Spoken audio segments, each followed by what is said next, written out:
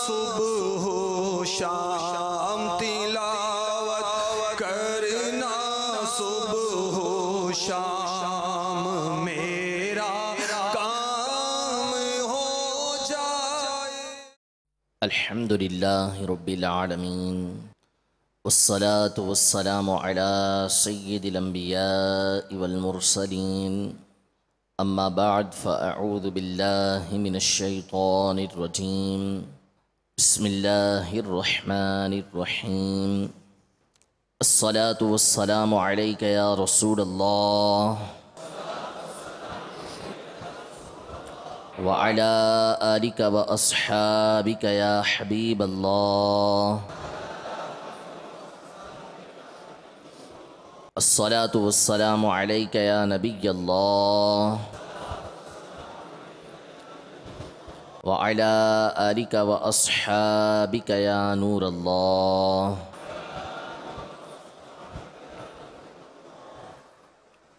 صلوا على الحبيب صلی اللہ تعالی علی محمد صلی اللہ تعالی علیہ وسلم۔ میٹھے میٹھے اسلامی بھائیوں اور مدنی چینل کے ناظرین، الحمدللہ عز و جل امیر اہل سنت بانی دعوت اسلامی حضرت علامہ مولانا الیاس الطار قادری دامت برکاتہم العالیہ کے فیضان اور دعوت اسلامی کی کرم نوازیوں کی وجہ سے الحمدللہ اللہ نے ہمیں یہ سعادت عطا فرمائی کہ ہم فرض علوم کی بہاریں مستقل لوٹنے میں کامیاب ہو رہے ہیں۔ اللہ تبارک و تعالی ہمیں آخر تک استقامت کے ساتھ اس کورس کے اندر آتے رہنے کی توفیق عطا فرمائے، اور جو باتیں یہاں پر ہم سنیں انہیں سمجھنے اور ان پر عمل پیرا ہونے کی اللہ تبارک و تعالی ہمیں توفیق عطا فرمائے۔ آج الحمدللہ ہمارا موضوع بڑا ہی تر و تازہ ہے، اور وہ موضوع ہے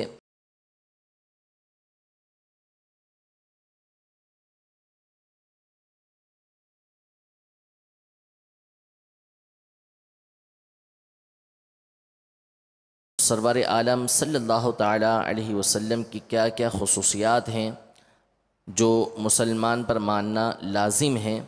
اور آپ صلی اللہ تعالی علیہ وسلم کی بعض جو فضیلتیں ہیں وہ انشاءاللہ تبارک و تعالی ہم سنیں گے۔ اولاً یہ سماعت فرما لیجئے کہ سرور دو عالم صلی اللہ تعالی علیہ وآلہ وسلم کی جو ذات گرامی ہے، آپ کے جو فضائل و کمالات ہیں، ان کا بیان ما سوائے اللہ تبارک و تعالیٰ کے کوئی کبھی کر ہی نہیں سکتا۔ یعنی مکمل طور پہ کوئی سرور دو عالم صلی اللہ تعالیٰ علیہ وآلہ وسلم کی شان و عظمت بیان کر دے، یہ اللہ تبارک و تعالیٰ کے سوا کسی کے لیے ممکن ہی نہیں ہے۔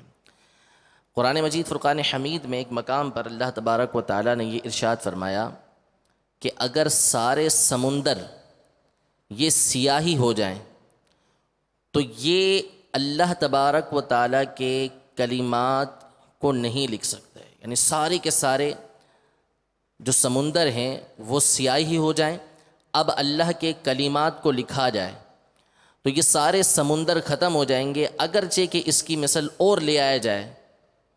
تو یہ سارے سمندر ختم ہو جائیں گے، لیکن اللہ تبارک و تعالیٰ کے کلمات کبھی ختم نہیں ہو سکتے۔ شیخ محقق شیخ عبدالحق محدث دہلوی رحمۃ اللہ تعالیٰ علیہ اس آیت کی تفسیر میں ارشاد فرماتے ہیں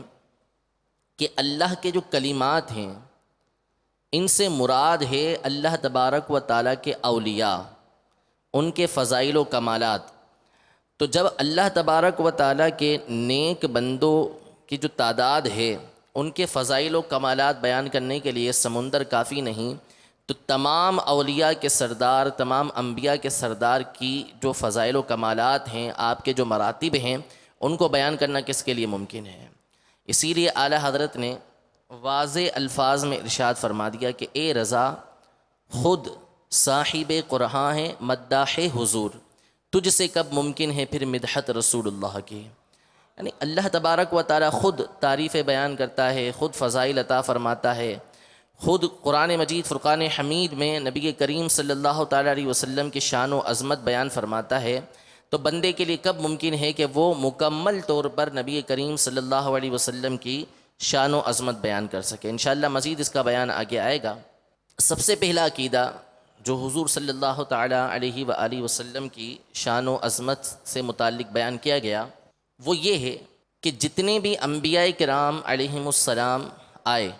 جتنے بھی انبیاء کرام علیہم السلام آئے، ان کی جو بعثت تھی، ان کا جو آنا تھا، وہ کسی خاص قوم کی طرف تھا، کسی خاص قبیلے کی طرف، کسی خاص بستی کی طرف تھا۔ جتنے بھی انبیاء آئے، جتنے بھی مرسلین آئے، سب کی بعثت، سب کا بھیجنا، سب کا آنا یہ کسی ایک بستی کی طرف تھا، کسی ایک قوم کی طرف تھا، کسی قبیلے کی طرف تھا۔ اس سے زائد وہ نہیں تھے، یعنی اس سے زائد ان کی بعثت نہیں ہوئی تھی۔ ان کو حکم تھا کہ اس قبیلے میں، اس بستی میں، اس قوم کو تبلیغ کرنی ہے، ان کو اللہ تبارک و تعالیٰ کی توحید کی طرف بلانا ہے، دین کی طرف ان کو بلانا ہے۔ لیکن حضور اقدس صلی اللہ تعالیٰ علیہ وآلہ وسلم تمام مخلوق کی طرف مبعوث ہوئے ہیں، یعنی ساری مخلوق کے رسول بنا کر بھیجے گئے ہیں۔ آپ کی بعثت تمام مخلوق کی طرف ہے، چاہے اس میں انسان ہوں، جنات ہوں، ملائکہ ہوں، حیوانات ہوں، جمادات ہوں، یعنی جو بے جان چیزیں ہیں یہ ہوں، نباتات ہوں، ساری کی ساری مخلوق کی طرف اللہ تبارک و تعالیٰ نے نبی کریم صلی اللہ تعالیٰ علیہ وسلم کو رسول بنا کر بھیجا ہے۔ یہ عقیدہ رکھنا ضروری ہے۔ قرآن مجید فرقان حمید کی سورہ سبا کی آیت نمبر 28 میں اللہ تبارک و تعالیٰ ارشاد فرماتا ہے، وَمَا أَرْسَلْنَاكَ إِلَّا كَافَّةً لِلنَّاسِ، اور اے محبوب ہم نے تم کو نہ بھیجا مگر ایسی رسالت سے جو تمام آدمیوں کو گھیر لے، یعنی تمام لوگوں کی طرف، چاہے مسلمان ہوں چاہے کافر ہوں، ہر ایک کی طرف اللہ نے نبی کریم صلی اللہ علیہ وسلم کو رسول بنا کر بھیجا۔ سورۃ الاعراف کی آیت نمبر 158 میں 158 میں اللہ تبارک و تعالیٰ ارشاد فرماتا ہے، قل یا ایھا الناس انی رسول اللہ الیکم جمیعا۔ ترجمہ کنز الایمان، تم فرماؤ اے لوگو میں تم سب کی طرف اس اللہ کا رسول ہوں، یعنی تمام لوگوں سے یہ ارشاد فرمایا کہ ان کو بیان کر دیجئے کہ مجھے ہر ایک کی طرف رسول بنا کر بھیجا گیا ہے۔ صحیح بخاری اور صحیح مسلم میں حضرت سیدنا جابر رضی اللہ تعالی عنہ سے مروی ہے، حدیث مبارکہ ہے، فرمایا وَكَانَ النَّبِيُّ يُبْعَثُ إِلَىٰ قَوْمِهِ خَاصَّةً وَبُعِثْتُ إِلَى النَّاسِ كُلِّهِ او کما قال علیہ الصلوۃ والسلام، یعنی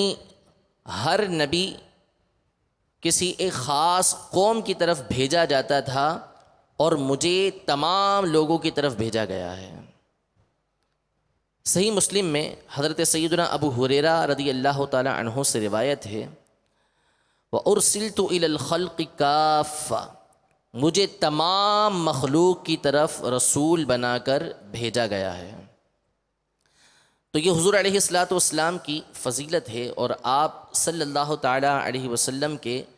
خصائص میں سے ہے، خصوصیات میں سے ہے کہ آپ صلی اللہ تعالیٰ علیہ وسلم کو تمام مخلوقات کی طرف رسول بنا کر بھیجا گیا۔ اب آپ کی جو امت ہے اس کی دو قسمیں ہیں، ایک ہے امت اجابت، امت اجابت، الف جیم الف با تا، اجابت، امت اجابت، امت ساری ہے، از اول تا آخر سب حضور کی امت کے اندر ہیں، لیکن امت کی قسمیں دو ہیں۔ ایک ہے امت اجابت، امت اجابت وہ ہوتی ہے کہ جس نے نبی کریم صلی اللہ تعالیٰ علیہ وسلم کی لائی ہوئی دعوت کو قبول کیا، آپ کے لائے ہوئے دین کو قبول کر لیا، اس کو کہا جاتا ہے امت اجابت۔ جیسے سارے مسلمان ہیں، وہ مسلمان جو صحیح العقیدہ ہیں اور حضور علیہ الصلاۃ والسلام کی لائی ہوئی دعوت کو انہوں نے قبول کیا، تو ان کو کہا جاتا ہے کہ یہ امت اجابت میں سے ہیں۔ اور دوسری ہے امت دعوت۔ امت دعوت یہ وہ امت ہے کہ جس نے حضور کی لائی ہوئی دعوت کو ابھی قبول نہیں کیا، جیسے کفار ہیں، تو ان کو امت دعوت کہا جاتا ہے۔ تو اعلیٰ حضرت امام اہل سنت کی تحقیق کے مطابق حضور علیہ الصلاۃ والسلام کی جو بعثت ہے وہ جہاں انبیاء کرام علیہم السلام کی طرف ہوئی، دیگر انسانوں کی طرف ہوئی، جنات کی طرف ہوئی، ساتھ ہی ساتھ نبی کریم صلی اللہ علیہ وسلم یہ ملائکہ کے بھی رسول ہیں، ملائکہ بھی حضور صلی اللہ علیہ وسلم کی امت میں داخل ہیں۔ دوسرا عقیدہ حضور صلی اللہ تعالیٰ علیہ وسلم کی ذات گرامی کے حوالے سے وہ یہ ہے کہ جس طرح انسان کے ذمے حضور صلی اللہ تعالیٰ علیہ وسلم کی اطاعت فرض ہے، جس طرح انسان کے ذمے حضور صلی اللہ تعالیٰ علیہ وآلہ وسلم کی اطاعت فرض ہے، یوں ہی ہر مخلوق پر حضور صلی اللہ تعالیٰ علیہ وآلہ وسلم کی فرما برداری ضروری ہے۔ جس طرح ہر انسان کے ذمے حضور صلی اللہ علیہ وسلم کی اطاعت فرض ہے، یوں ہی ہر مخلوق پر حضور صلی اللہ تعالیٰ علیہ وآلہ وسلم کی فرما برداری کرنا ضروری ہے۔ امام ابو نعیم رحمۃ اللہ تعالیٰ علیہ فرماتے ہیں کہ من خصائصہ صلی اللہ تعالیٰ علیہ وآلہ وسلم ان اللہ تعالیٰ فرض طاعتہ علی العالم فرضا مطلقا لا شرط فیہ ولا استثناء، یعنی نبی کریم صلی اللہ تعالیٰ علیہ وآلہ وسلم کی خصوصیات میں سے یہ ہے کہ اللہ تبارک و تعالیٰ نے تمام مخلوق پر آپ کی اطاعت کو فرض قرار دیا، اس میں کوئی شرط نہیں، کوئی اس سے خارج نہیں، ہر ایک پر اللہ کے سوا ہر ایک پر لازم ہے کہ وہ نبی کریم صلی اللہ تعالیٰ علیہ وسلم کی اطاعت و فرما برداری کرے گا۔ شیخ محقق شیخ عبدالحق محدث دہلوی رحمۃ اللہ تعالیٰ علیہ فرماتے ہیں کہ جس طرح حیوانات یعنی انسان ہیں، جانور ہیں، سب کے سب حضور صلی اللہ تعالیٰ علیہ وسلم کے حکم کے اطاعت گزار اور فرما بردار ہیں، اسی طرح جو نباتات ہیں یعنی اگنے والی چیزیں ہیں، سبزیاں ہیں، پودے ہیں، درخت ہیں، ان سب پر بھی حضور صلی اللہ تعالیٰ علیہ وسلم کی اطاعت فرض ہے۔ فرماتے ہیں کہ یہ تو نباتات کے بارے میں کہ یہ اگتی ہیں، یہ ہو گئیں، ان پر تو ہے ہی فرض، یہ تو مطیع اور فرما بردار ہیں ہی۔ جو چیزیں جمادات ہیں، بے جان چیزیں ہیں، پتھر ہیں، ان پر بھی حضور صلی اللہ تعالیٰ علیہ وسلم کی اطاعت فرض ہے، اور یہ نبی کریم صلی اللہ تعالیٰ علیہ وسلم کے مطیع اور فرما بردار ہیں۔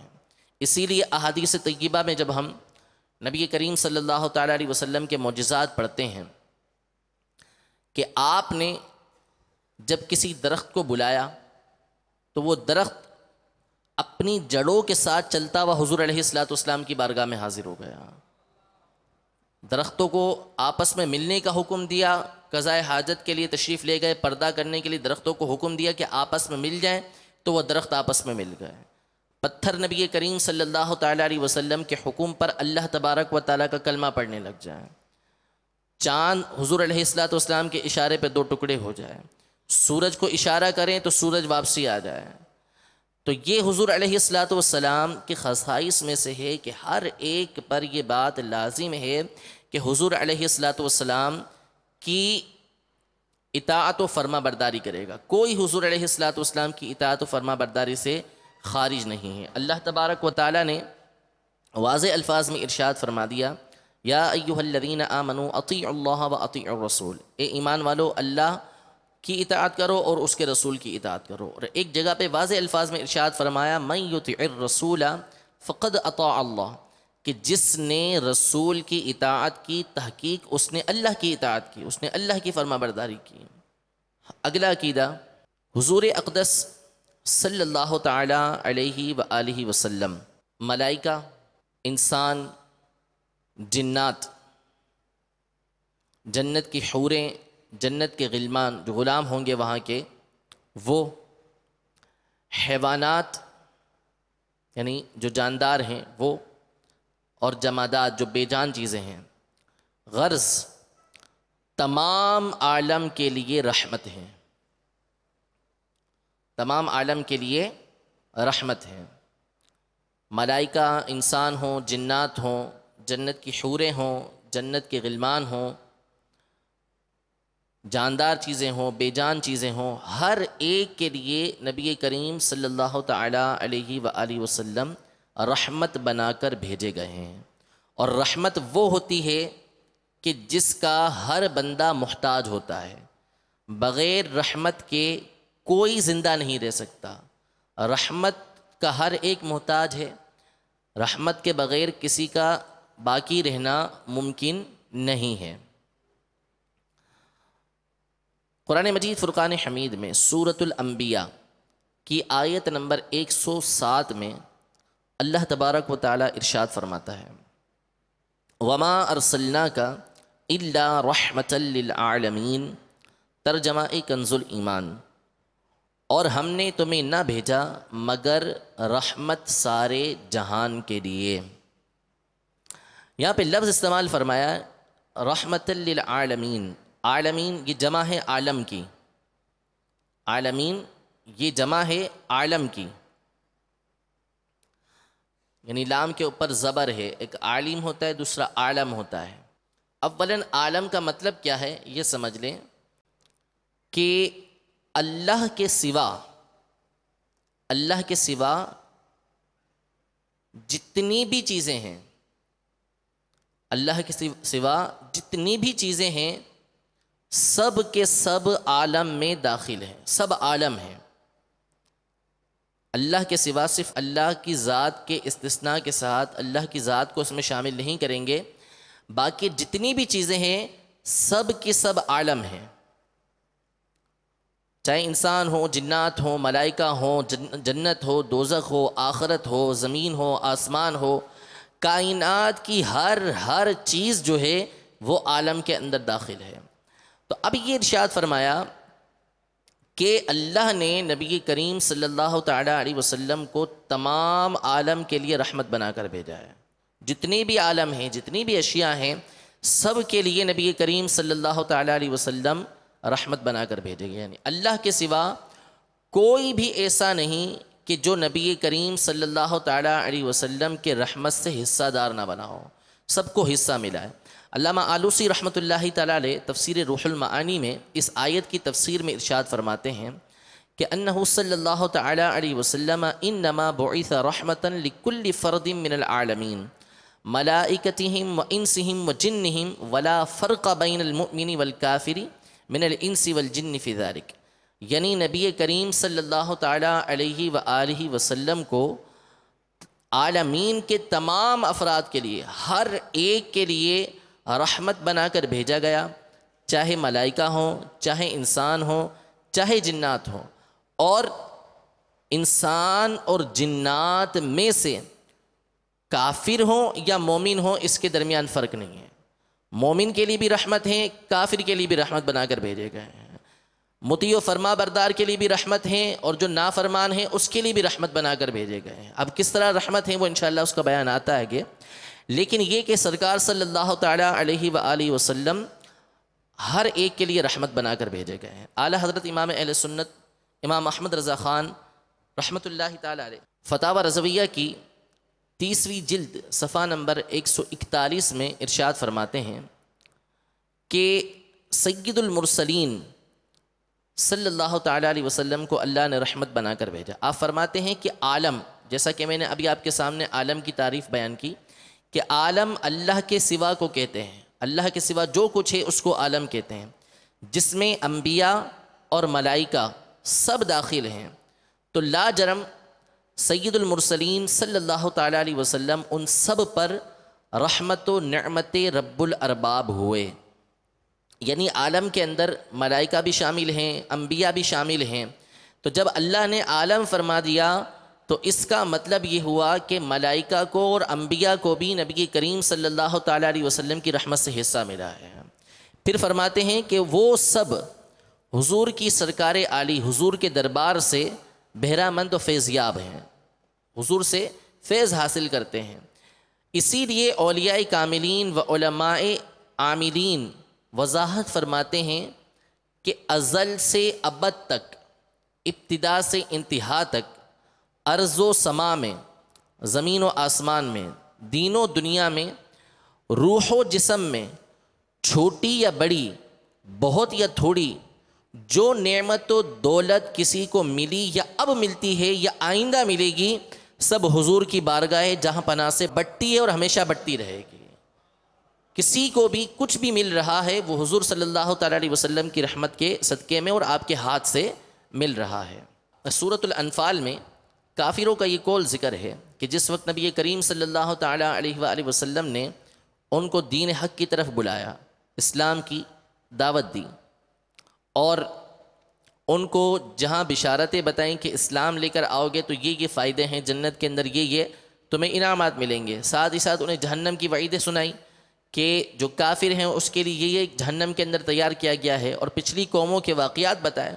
کہ پچھلی قوموں نے جب ان انبیاء کرام علیہ السلام کو جھٹلایا تو ان پر اللہ تبارک و تعالیٰ نے یہ عذابات نازل کیے۔ تو ان کافروں نے حضور علیہ السلام سے کہا کہ جو آپ کہہ رہے ہیں، آپ اللہ تبارک و تعالیٰ سے جو ہے وہ عذاب کو طلب کیجیے کہ وہ ہم پر آسمان سے پتھر برسائے، ہمیں دردناک عذاب دے۔ تو اللہ تبارک و تعالیٰ نے ارشاد فرمایا، وما کان اللہ لیعذبہم وانت فیہم، اور اللہ کا کام نہیں ان پر عذاب کرے جب تک اے محبوب تم ان میں تشریف فرما ہو، یعنی جب تک آپ کی ذات گرامی ان کے اندر موجود ہے تو اللہ تبارک و تعالیٰ ان پر بھی اجتماعی عذاب نازل نہیں فرما رہا۔ تو یہ حضور کی رحمت کا صدقہ تھا، حضور صلی اللہ تعالیٰ علیہ وآلہ وسلم کے صدقے میں اللہ تبارک و تعالیٰ نے ان کے اوپر اجتماعی عذاب نہیں نازل فرمایا۔ تو یہ کافروں کو بھی حضور صلی اللہ تعالیٰ علیہ وآلہ وسلم کے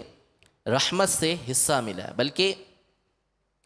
اب بھی اگر کافروں کو نعمتیں مل رہی ہیں، یعنی دنیاوی انعامات مل رہے ہیں، دنیا کے اندر جو کچھ مل رہا ہے، تو دنیا میں جو کچھ ملتا ہے وہ نبی کریم صلی اللہ علیہ وسلم کے صدقے میں ملتا ہے۔ آپ نے خود ارشاد فرمایا کہ وَإِنَّمَا أَنَا قَاسِمٌ وَاللَّهُ يُعْطِي، میں تقسیم کرتا ہوں اور اللہ دیتا ہے۔ اللہ تبارک و تعالیٰ دینے والا ہے اور صدقہ جو ہے وہ نبی کریم صلی اللہ علیہ وسلم کا ہے، آپ تقسیم فرماتے ہیں۔ تو دنیا کے اندر کافروں کو جو مل رہا ہے وہ بھی نبی کریم صلی اللہ تعالیٰ علیہ وسلم کی رحمت کی وجہ سے مل رہا ہے۔ حدیث پاک کے اندر ہے کہ دنیا کی وقعت اگر اللہ تبارک و تعالیٰ کے نزدیک مچھر کے پر کے برابر بھی ہوتی تو اللہ تبارک و تعالیٰ کسی کافر کو ایک گھونٹ بھی نہ دیتا پانے کا۔ اللہ کے نزدیک دنیا کی اہمیت نہیں ہے، اللہ تبارک و تعالیٰ نبی کریم صلی اللہ تعالیٰ علیہ وسلم کے صدقے میں ان کو دے رہا ہے جو دے رہا ہے۔ اور جہاں دنیا کے اندر حصہ ملا ہے، آخرت میں بھی ہر ایک کو حصہ ملے گا، مسلمانوں کو بھی حصہ ملے گا، کافروں کو بھی حصہ ملے گا، رحمت میں سے نبی کریم صلی اللہ علیہ وسلم کی، اس کا بیان بھی انشاءاللہ آگے آئے گا۔ اور مسلمانوں پر نبی کریم صلی اللہ تعالیٰ علیہ وسلم تو انتہائی مہربان ہے۔ یہ تو کافروں کا حصہ تھا کہ کافروں کو نبی کریم صلی اللہ علیہ وسلم کی رحمت میں سے حصہ ملا، اور جہاں تک رہے مسلمان جنہوں نے آپ کی دعوت کو قبول کیا، جو آپ کی امت اجابت میں سے ہیں، ان پر تو نبی کریم صلی اللہ تعالیٰ علیہ وسلم کمال مہربان ہیں، نہایت مہربان ہیں۔ چنانچہ قرآن مجید فرقان حمید میں سورۃ التوبہ میں آخر میں اللہ تبارک و تعالیٰ ارشاد فرماتا ہے، یعنی تمہارے پاس تشریف لائے تم میں سے وہ رسول جن پر تمہارا مشقت میں پڑنا گرا ہے، تمہاری بھلائی کے نہایت چاہنے والے مسلمانوں پر کمال مہربان ہیں۔ پہلی بات یہ کہ نبی کریم صلی اللہ تعالیٰ علیہ وسلم کو ہمارا مشقت میں پڑنا، مشکل میں پڑنا، پریشانی میں آنا یہ گراں گزرتا ہے۔ یعنی کتنے شفیق ہیں کہ مسلمان کہیں پریشانی میں ہوں، کہیں مصیبت میں ہوں، کہیں آزمائش میں ہوں، تو یہ بات نبی کریم صلی اللہ تعالیٰ علیہ وسلم کے لیے بھاری ہوتی ہے، آپ کو یہ بات گراں گزرتی ہے کہ میرا کوئی امتی مصیبت کے اندر ہے، پریشانی کے اندر ہے۔ پھر فرمایا کہ تمہاری بھلائی کے نہایت چاہنے والے، یعنی تمہاری جو بھلائی ہے، تمہاری اچھائی ہے، تمہاری بہتری کے لیے بہت زیادہ خواہش رکھنے والے ہیں، بہت زیادہ تمہاری بہتری چاہتے ہیں نبی کریم صلی اللہ تعالیٰ علیہ وآلہ وسلم۔ اور پھر فرمایا کہ مسلمانوں پر کمال مہربان، جو مومنین ہیں ان پر انتہائی مہربان ہیں، بہت زیادہ مہربانی فرمانے والے ہیں نبی کریم صلی اللہ علیہ وسلم۔ اور یہ بات کسی پر مخفی نہیں، خاص طور پہ جو مدنی ماحول سے وابستہ ہیں وہ سب یہ بات جانتے ہیں کہ نبی کریم صلی اللہ تعالیٰ علیہ وآلہ وسلم کس قدر اپنی امت سے محبت فرمایا کرتے تھے، کہ جس وقت آپ صلی اللہ تعالیٰ علیہ وسلم کی ولادت باسعادت ہوئی تو اس وقت پہلا جملہ جو آپ سے سنا گیا، آپ سجدے میں تھے اور سجدے میں آپ کی زبان اقدس سے جو الفاظ مبارکہ سنے گئے وہ یہ تھے کہ رب ہب لی امتی، اے میرے رب میری امت کا معاملہ میرے حوالے فرما دے، اے میرے رب میری امت کا معاملہ میرے حوالے فرما دے۔ جب آپ معراج پہ تشریف لے گئے تو اللہ کی بارگاہ میں بھی بنیادی سوال آپ کا یہی تھا کہ اے میرے رب میری امت کا معاملہ میرے حوالے فرما دے۔ اللہ تبارک و تعالیٰ کے لیے اپنی نیاز مندی پیش کر رہے ہیں کہ میری مالی عبادتیں، جانی عبادتیں ساری تیرے لیے ہیں۔ اللہ تبارک و تعالیٰ آپ پر سلامتی نازل فرماتا ہے، اس وقت بھی آپ اپنی امت کے نیک بندوں کو یاد فرماتے ہیں۔ تو نبی کریم صلی اللہ تعالیٰ علیہ وآلہ وسلم ہمیشہ مسلمانوں کی بھلائی چاہنے والے رہے، اور آپ صلی اللہ تعالیٰ علیہ وآلہ وسلم ہمیشہ ہماری آخرت کی جو بھلائیاں تھیں، جو آخرت کے لیے ہمارے لیے انعامات ہیں، اس کی ترغیب کے لیے جہاں نیکی کی دعوت کو عام کرتے رہے، ساتھ ہی ساتھ ہمیشہ اللہ تبارک و تعالیٰ کی بارگاہ میں اس کے لیے دعائیں بھی کرتے رہے۔ آپ کے آنسو امت کی غمخواری کے اندر بہتے رہے، دین کی تبلیغ کے لیے آپ نے کیسی کیسی صعوبتیں اٹھائیں، کیسی کیسی تکلیفیں اٹھائیں، کن کن آزمائش میں مبتلا ہوئے، یہ آپ بیانات کے اندر سنتے رہتے ہیں۔ خود ارشاد فرماتے ہیں نبی کریم صلی اللہ علیہ وسلم، حدیث مبارکہ ہے کہ دین کی راہ کے اندر جتنا مجھے ستایا گیا اتنا کسی کو نہیں ستایا گیا، سب سے زیادہ نبی کریم صلی اللہ تعالیٰ علیہ وسلم کو ستایا گیا۔ تو آج ہمارا ایمان بھی اس بات کا تقاضا کرتا ہے، ہمارا عشق بھی جس کے ہم دعوے دار ہیں اس بات کا تقاضا کرتا ہے کہ جس طرح نبی کریم صلی اللہ تعالیٰ علیہ وسلم ہم پر مہربان ہیں، اسی طرح ہمیں نبی کریم صلی اللہ تعالیٰ علیہ وآلہ وسلم کی جو خواہشات ہیں، آپ صلی اللہ تعالیٰ علیہ وسلم جس بات کو پسند کرتے ہیں اس کو پورا کرنے کے لیے جو ہے وہ ہمیشہ کوششوں میں لگے رہنا چاہیے۔ آپ صلی اللہ تعالیٰ علیہ وآلہ وسلم کی بعثت کا بنیادی مقصد لوگوں کو اللہ تبارک و تعالیٰ کی دین کی طرف بلانا تھا۔ اپنی امت کی خیر خواہی نبی کریم صلی اللہ تعالیٰ علیہ وسلم کو سب سے زیادہ عزیز تھی۔ تو آج ہم بھی اپنا یہ مدنی ذہن بنائیں کہ آج ہم اس مدنی کورس کے اندر، فرض علوم کورس کے اندر حاضر ہوئے ہیں، تو اپنا یہ ذہن بنائیں کہ جس طرح نبی کریم صلی اللہ تعالیٰ علیہ وسلم نے دین اسلام کی خاطر ہمارے لیے طرح طرح کی قربانیاں دیں، ہم بھی انشاءاللہ تبارک و تعالیٰ اپنے نبی کریم صلی اللہ تعالیٰ علیہ وسلم اور ان کے رب عز و جل کو راضی کرنے کے لیے دین کی خاطر قربانیاں دیں گے، اور انشاءاللہ تبارک و تعالیٰ نہ صرف مالی قربانیاں دیں گے بلکہ اپنے وقت کی قربانی دے کر انشاءاللہ مدنی قافلوں کے اندر بھی سفر کریں گے انشاءاللہ عز و جل۔ اللہ تبارک و تعالیٰ ہم سب کو نبی کریم صلی اللہ تعالیٰ علیہ وآلہ وسلم کی سچی فرما برداری کی توفیق عطا فرمائے۔ اگلا عقیدہ کہ حضور خاتم النبیین ہیں، سب سے آخری نبی ہیں، یعنی اللہ عز و جل نے سلسلہ نبوت کا جو سلسلہ ہے وہ حضور صلی اللہ تعالیٰ علیہ وسلم پر ختم کر دیا۔ اب حضور کے زمانے میں یا حضور کے بعد کوئی نیا نبی نہیں ہو سکتا، سب سے آخری نبی حضور صلی اللہ تعالیٰ علیہ وسلم ہیں، آپ پر سلسلہ نبوت ختم، نہ آپ کے زمانے میں کوئی نبی ہو سکتا تھا، نہ اب کوئی نیا نبی ہو سکتا ہے۔ جو حضور صلی اللہ تعالیٰ علیہ وآلہ وسلم کے بعد کسی کو نبوت کا ملنا مانے، یعنی اس بات کا عقیدہ رکھے کہ نعوذ باللہ حضور علیہ الصلوۃ والسلام کے بعد کسی کو نبوت ملی، یا یہ عقیدہ رکھے کہ کسی کو نبوت مل سکتی ہے، اس کو جائز مانے، وہ دائرہ اسلام سے خارج ہے، کافر ہے۔ نبوت کا ملنا یا نبوت کے ملنے کو جائز جاننا یہ کفر ہے۔ سورۃ الاحزاب کی آیت نمبر 40 میں اللہ تبارک و تعالی ارشاد فرماتا ہے، ما کان محمد ابا احد من رجالکم ولکن رسول اللہ وخاتم النبیین وکان اللہ بکل شیء علیما۔ محمد تمہارے مردوں میں سے کسی کے باپ نہیں، ہاں اللہ کے رسول اور سب نبیوں میں پچھلے، یعنی سب سے آخری، اور اللہ سب کچھ جانتا ہے۔ تو اس آیت کریمہ میں اللہ تبارک و تعالیٰ نے واضح الفاظ میں ارشاد فرما دیا کہ نبی کریم صلی اللہ تعالیٰ علیہ وسلم یہ سب سے آخری نبی ہیں، کوئی اب ان کے بعد نبی نہیں ہو سکتا۔ صحیح بخاری کی حدیث مبارکہ ہے، حضور علیہ الصلوۃ والسلام ارشاد فرماتے ہیں، انا خاتم النبیین، میں سب سے آخری نبی ہوں۔ اور ترمذی کی حدیث میں ہے کہ انا خاتم النبیین لا نبی بعدی، میں سب سے آخری نبی ہوں، میرے بعد کوئی نبی نہیں۔ ساتھ ہی ساتھ یہ ذہن میں رکھ لیجیے کہ جس طرح اس بات کو ماننا ضروری ہے کہ حضور علیہ الصلوۃ والسلام کے بعد کوئی نبی نہیں ہو سکتا، اسی طرح جو خاتم النبیین کا معنی ہے، خاتم النبیین کا جو معنی ہے جس کو ساری امت نے یہ مانا جانا ہے کہ حضور کے بعد کوئی نبی نہیں ہو سکتا، کسی طرح کا کوئی نبی نہیں ہو سکتا، اسی معنی کو سمجھ کے اسی معنی پر ایمان رکھنا ضروری ہے، اس کا کوئی دوسرا معنی نہیں ہو سکتا۔ بعضوں نے اس کے دوسرے معنی کیے تو وہ دائرہ اسلام سے خارج ہو گئے۔ اس کا معنی ہے کہ حضور کے بعد کوئی نبی نہیں ہے،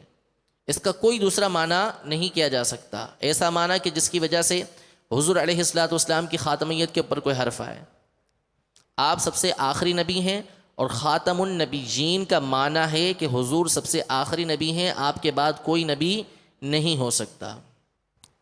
صلو علی الحبیب صلی اللہ تعالی علی محمد صلی اللہ تعالی علیہ وسلم۔ اچھا، اب یہ کہ حضور علیہ الصلوۃ والسلام سب سے آخری نبی ہیں، وہ اس لحاظ سے ہیں کہ آپ کو اللہ تبارک و تعالی نے سب سے آخر میں بھیجا ہے، آپ کو سب سے آخر میں بھیجا ہے، ورنہ نبی کریم صلی اللہ تعالی علیہ وآلہ وسلم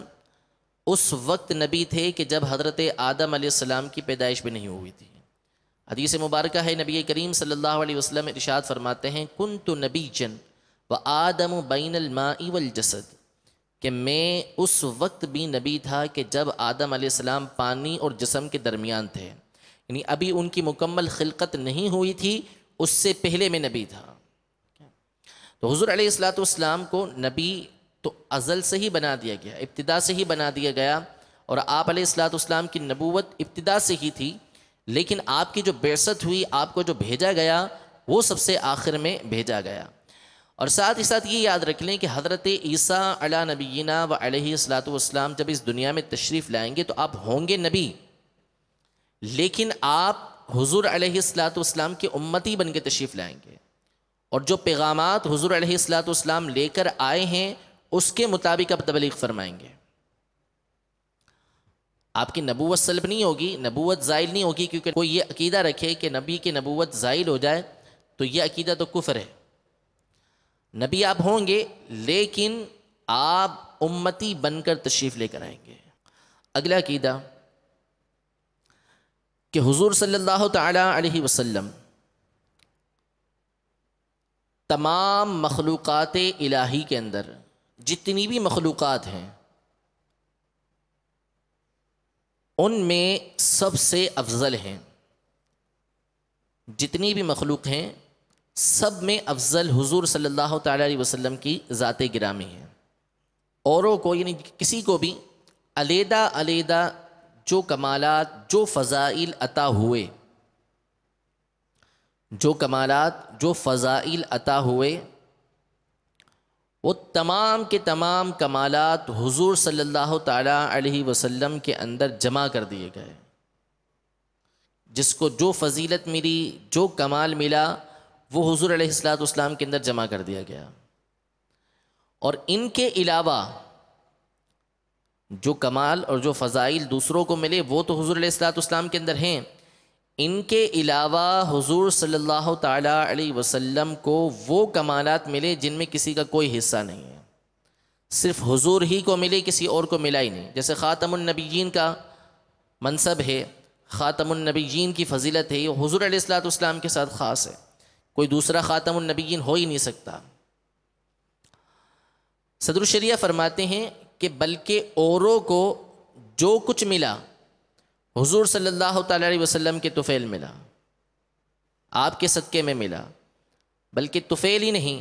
حضور صلی اللہ تعالیٰ علیہ وسلم کے دست اقدس سے ملا۔ جس کو کوئی فضیلت ملی وہ حضور علیہ السلام کے دست اقدس سے عطا ہوئی۔ اس پر بے شمار دلائل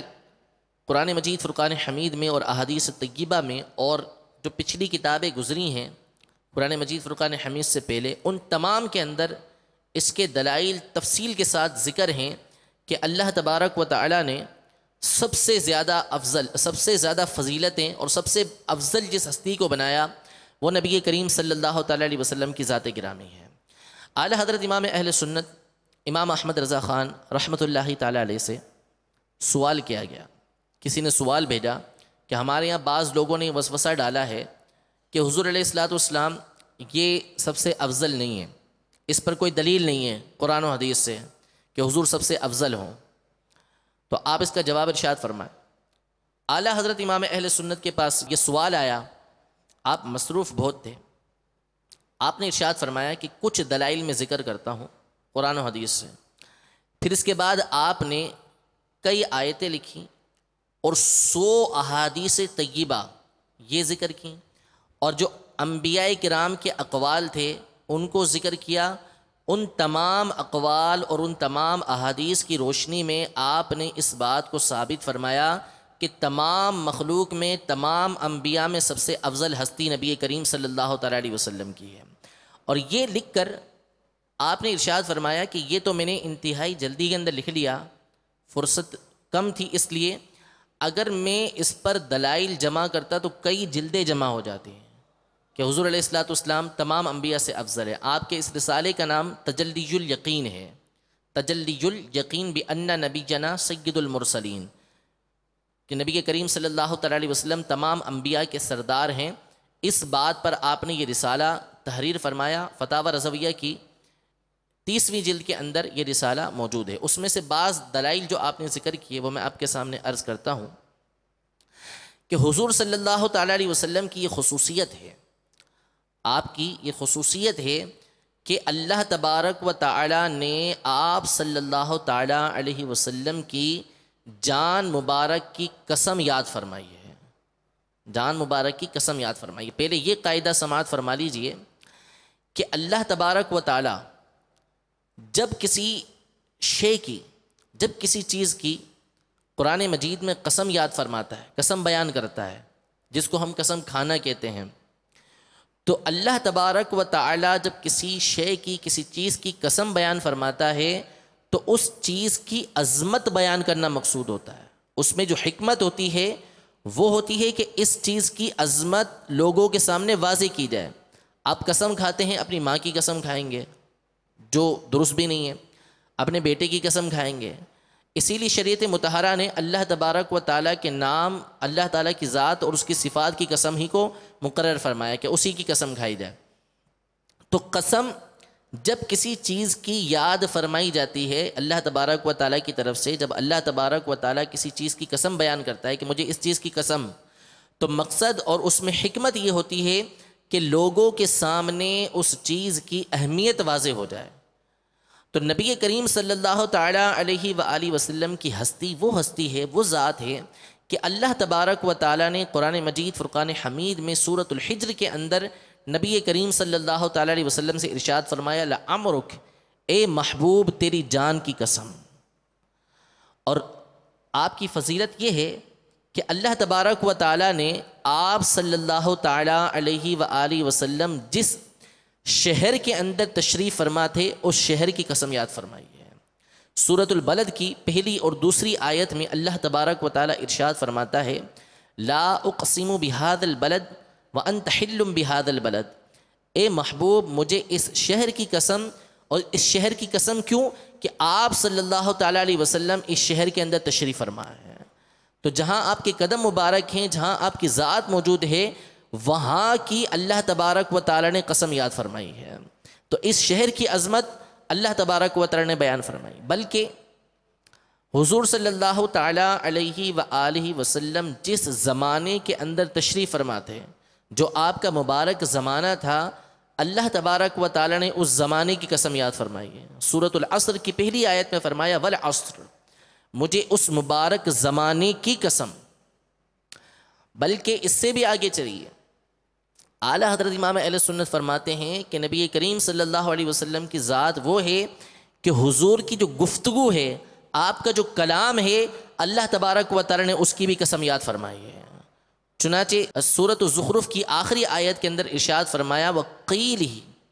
حضور کے فرمان کی قسم، آپ کے قول کی قسم۔ تو یہ حضور کی خصوصیت ہے کہ آپ صلی اللہ تعالیٰ علیہ وآلہ وسلم کی جان کی، آپ کے زمانے کی، آپ کے شہر کی، آپ کے کلام کی اللہ تبارک و تعالیٰ نے قرآن مجید فرقان حمید میں قسم یاد فرمائی۔ دوسری فضیلت اور دوسری دلیل جو اللہ تبارک و تعالیٰ نے، اور یہ شرعی مسئلہ بھی ہے، اللہ تبارک و تعالیٰ نے جو بیان فرمائی ہے قرآن مجید فرقان حمید کے اسلوب سے، قرآن مجید فرقان حمید کے کلام سے جو ہمیں واضح ملتی ہے، وہ یہ ہے کہ جتنے بھی انبیاء کرام علیہم السلام اس دنیا کے اندر تشریف لے کر آئے، سب کو قرآن مجید فرقان حمید میں، یعنی جن جن کا ذکر کیا اللہ تبارک و تعالیٰ نے قرآن مجید میں، ان کو اللہ تبارک و تعالیٰ نے ان کے نام کے ساتھ یاد فرمایا، ان کو اللہ نے ان کے نام کے ساتھ یاد فرمایا۔ جیسے یا آدم اے آدم، یا نوح اے نوح، یا ابراہیم اے ابراہیم، یا موسیٰ اے موسیٰ، یا عیسیٰ اے عیسیٰ، یہ نام لے کر اللہ تبارک و تعالیٰ نے یاد فرمایا۔ لیکن پورے قرآن مجید فرقان حمید کا مطالعہ فرمائیں، اللہ تبارک و تعالیٰ نے کہیں بھی نبی کریم صلی اللہ تعالیٰ علیہ وسلم کو یا محمد نہیں فرمایا، بلکہ جہاں بھی حضور علیہ الصلاۃ والسلام کا تذکرہ ہوا، حضور علیہ الصلاۃ والسلام کو مخاطب فرمایا، تو اس وقت اللہ تبارک و تعالیٰ نے کہیں تو فرمایا یا ایہا النبی، اے غیب بتانے والے، یا ایہا الرسول، اے رسول، یا ایہا المزمل، اے چادر اوڑے ہوئے، یا ایہا المدثر، اے بالا پوش اوڑے ہوئے۔ تو حضور علیہ الصلاۃ والسلام کے جتنے بھی مقامات پر اللہ تبارک و تعالیٰ نے خطاب فرمایا، تو ہر مقام پر اللہ تبارک و تعالیٰ نے حضور کے اوصاف کا ذکر کیا، حضور کی صفتوں کا ذکر کیا۔ کہیں بھی اللہ تبارک و تعالیٰ نے نبی کریم صلی اللہ تعالیٰ علیہ وسلم کو آپ کے نام گرامی سے نہیں پکارا۔ یہ حضور کی فضیلت ہے، اور یہ شرعی مسئلہ ہے کہ حضور صلی اللہ تعالیٰ علیہ وسلم کو جب پکاریں گے تو یا رسول اللہ کہیں گے، یا خاتم النبیین کہیں گے، یا حبیب اللہ کہیں گے، یا نبی اللہ کہیں گے، یا نور اللہ کہیں گے۔ آپ کے جو اوصاف ہیں ان کے ساتھ پکاریں گے۔ یا محمد کہہ کے پکارنا، نام لے کے پکارنا، یہ جائز نہیں ہے،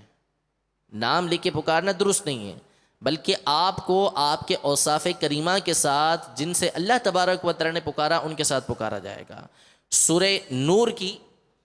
آخری آیت میں، آخری سے پہلی والی آیت میں اللہ تبارک و تعالیٰ ارشاد فرماتا ہے لا تجعلوا دعاء الرسول بینکم کدعاء بعضکم بعضا، یعنی ایک دوسرے کو جیسے پکارتے ہو ایسے رسول کو نہ پکارو، ایک دوسرے کا نام لے کے پکارتے ہو ویسے رسول کو نہ پکارو۔ اس کی تفسیر میں علماء نے ارشاد فرمایا ولیکن قولوا یا خاتم النبیین یا رسول اللہ یا حبیب اللہ، بلکہ آپ کو خاتم النبیین کہہ کے، آپ کو رسول اللہ کہہ کے، آپ کو حبیب اللہ کہہ کے اس طرح پکارو۔ تو حضور علیہ الصلوۃ والسلام کی افضلیت کی، آپ کے اللہ تبارک و تعالیٰ کے نزدیک محبوب ہونے کی ایک دلیل یہ ہے کہ اللہ تبارک و تعالیٰ نے آپ کو جہاں پکارا آپ کے اوصاف کے ساتھ پکارا۔ اور اعلیٰ حضرت فرماتے ہیں کہ یا ایھا المزمل یا ایھا المدثر، اس کا مطلب ہوتا ہے چادر اوڑھے ہوئے، کمبل اوڑھے ہوئے حضور علیہ الصلوۃ والسلام۔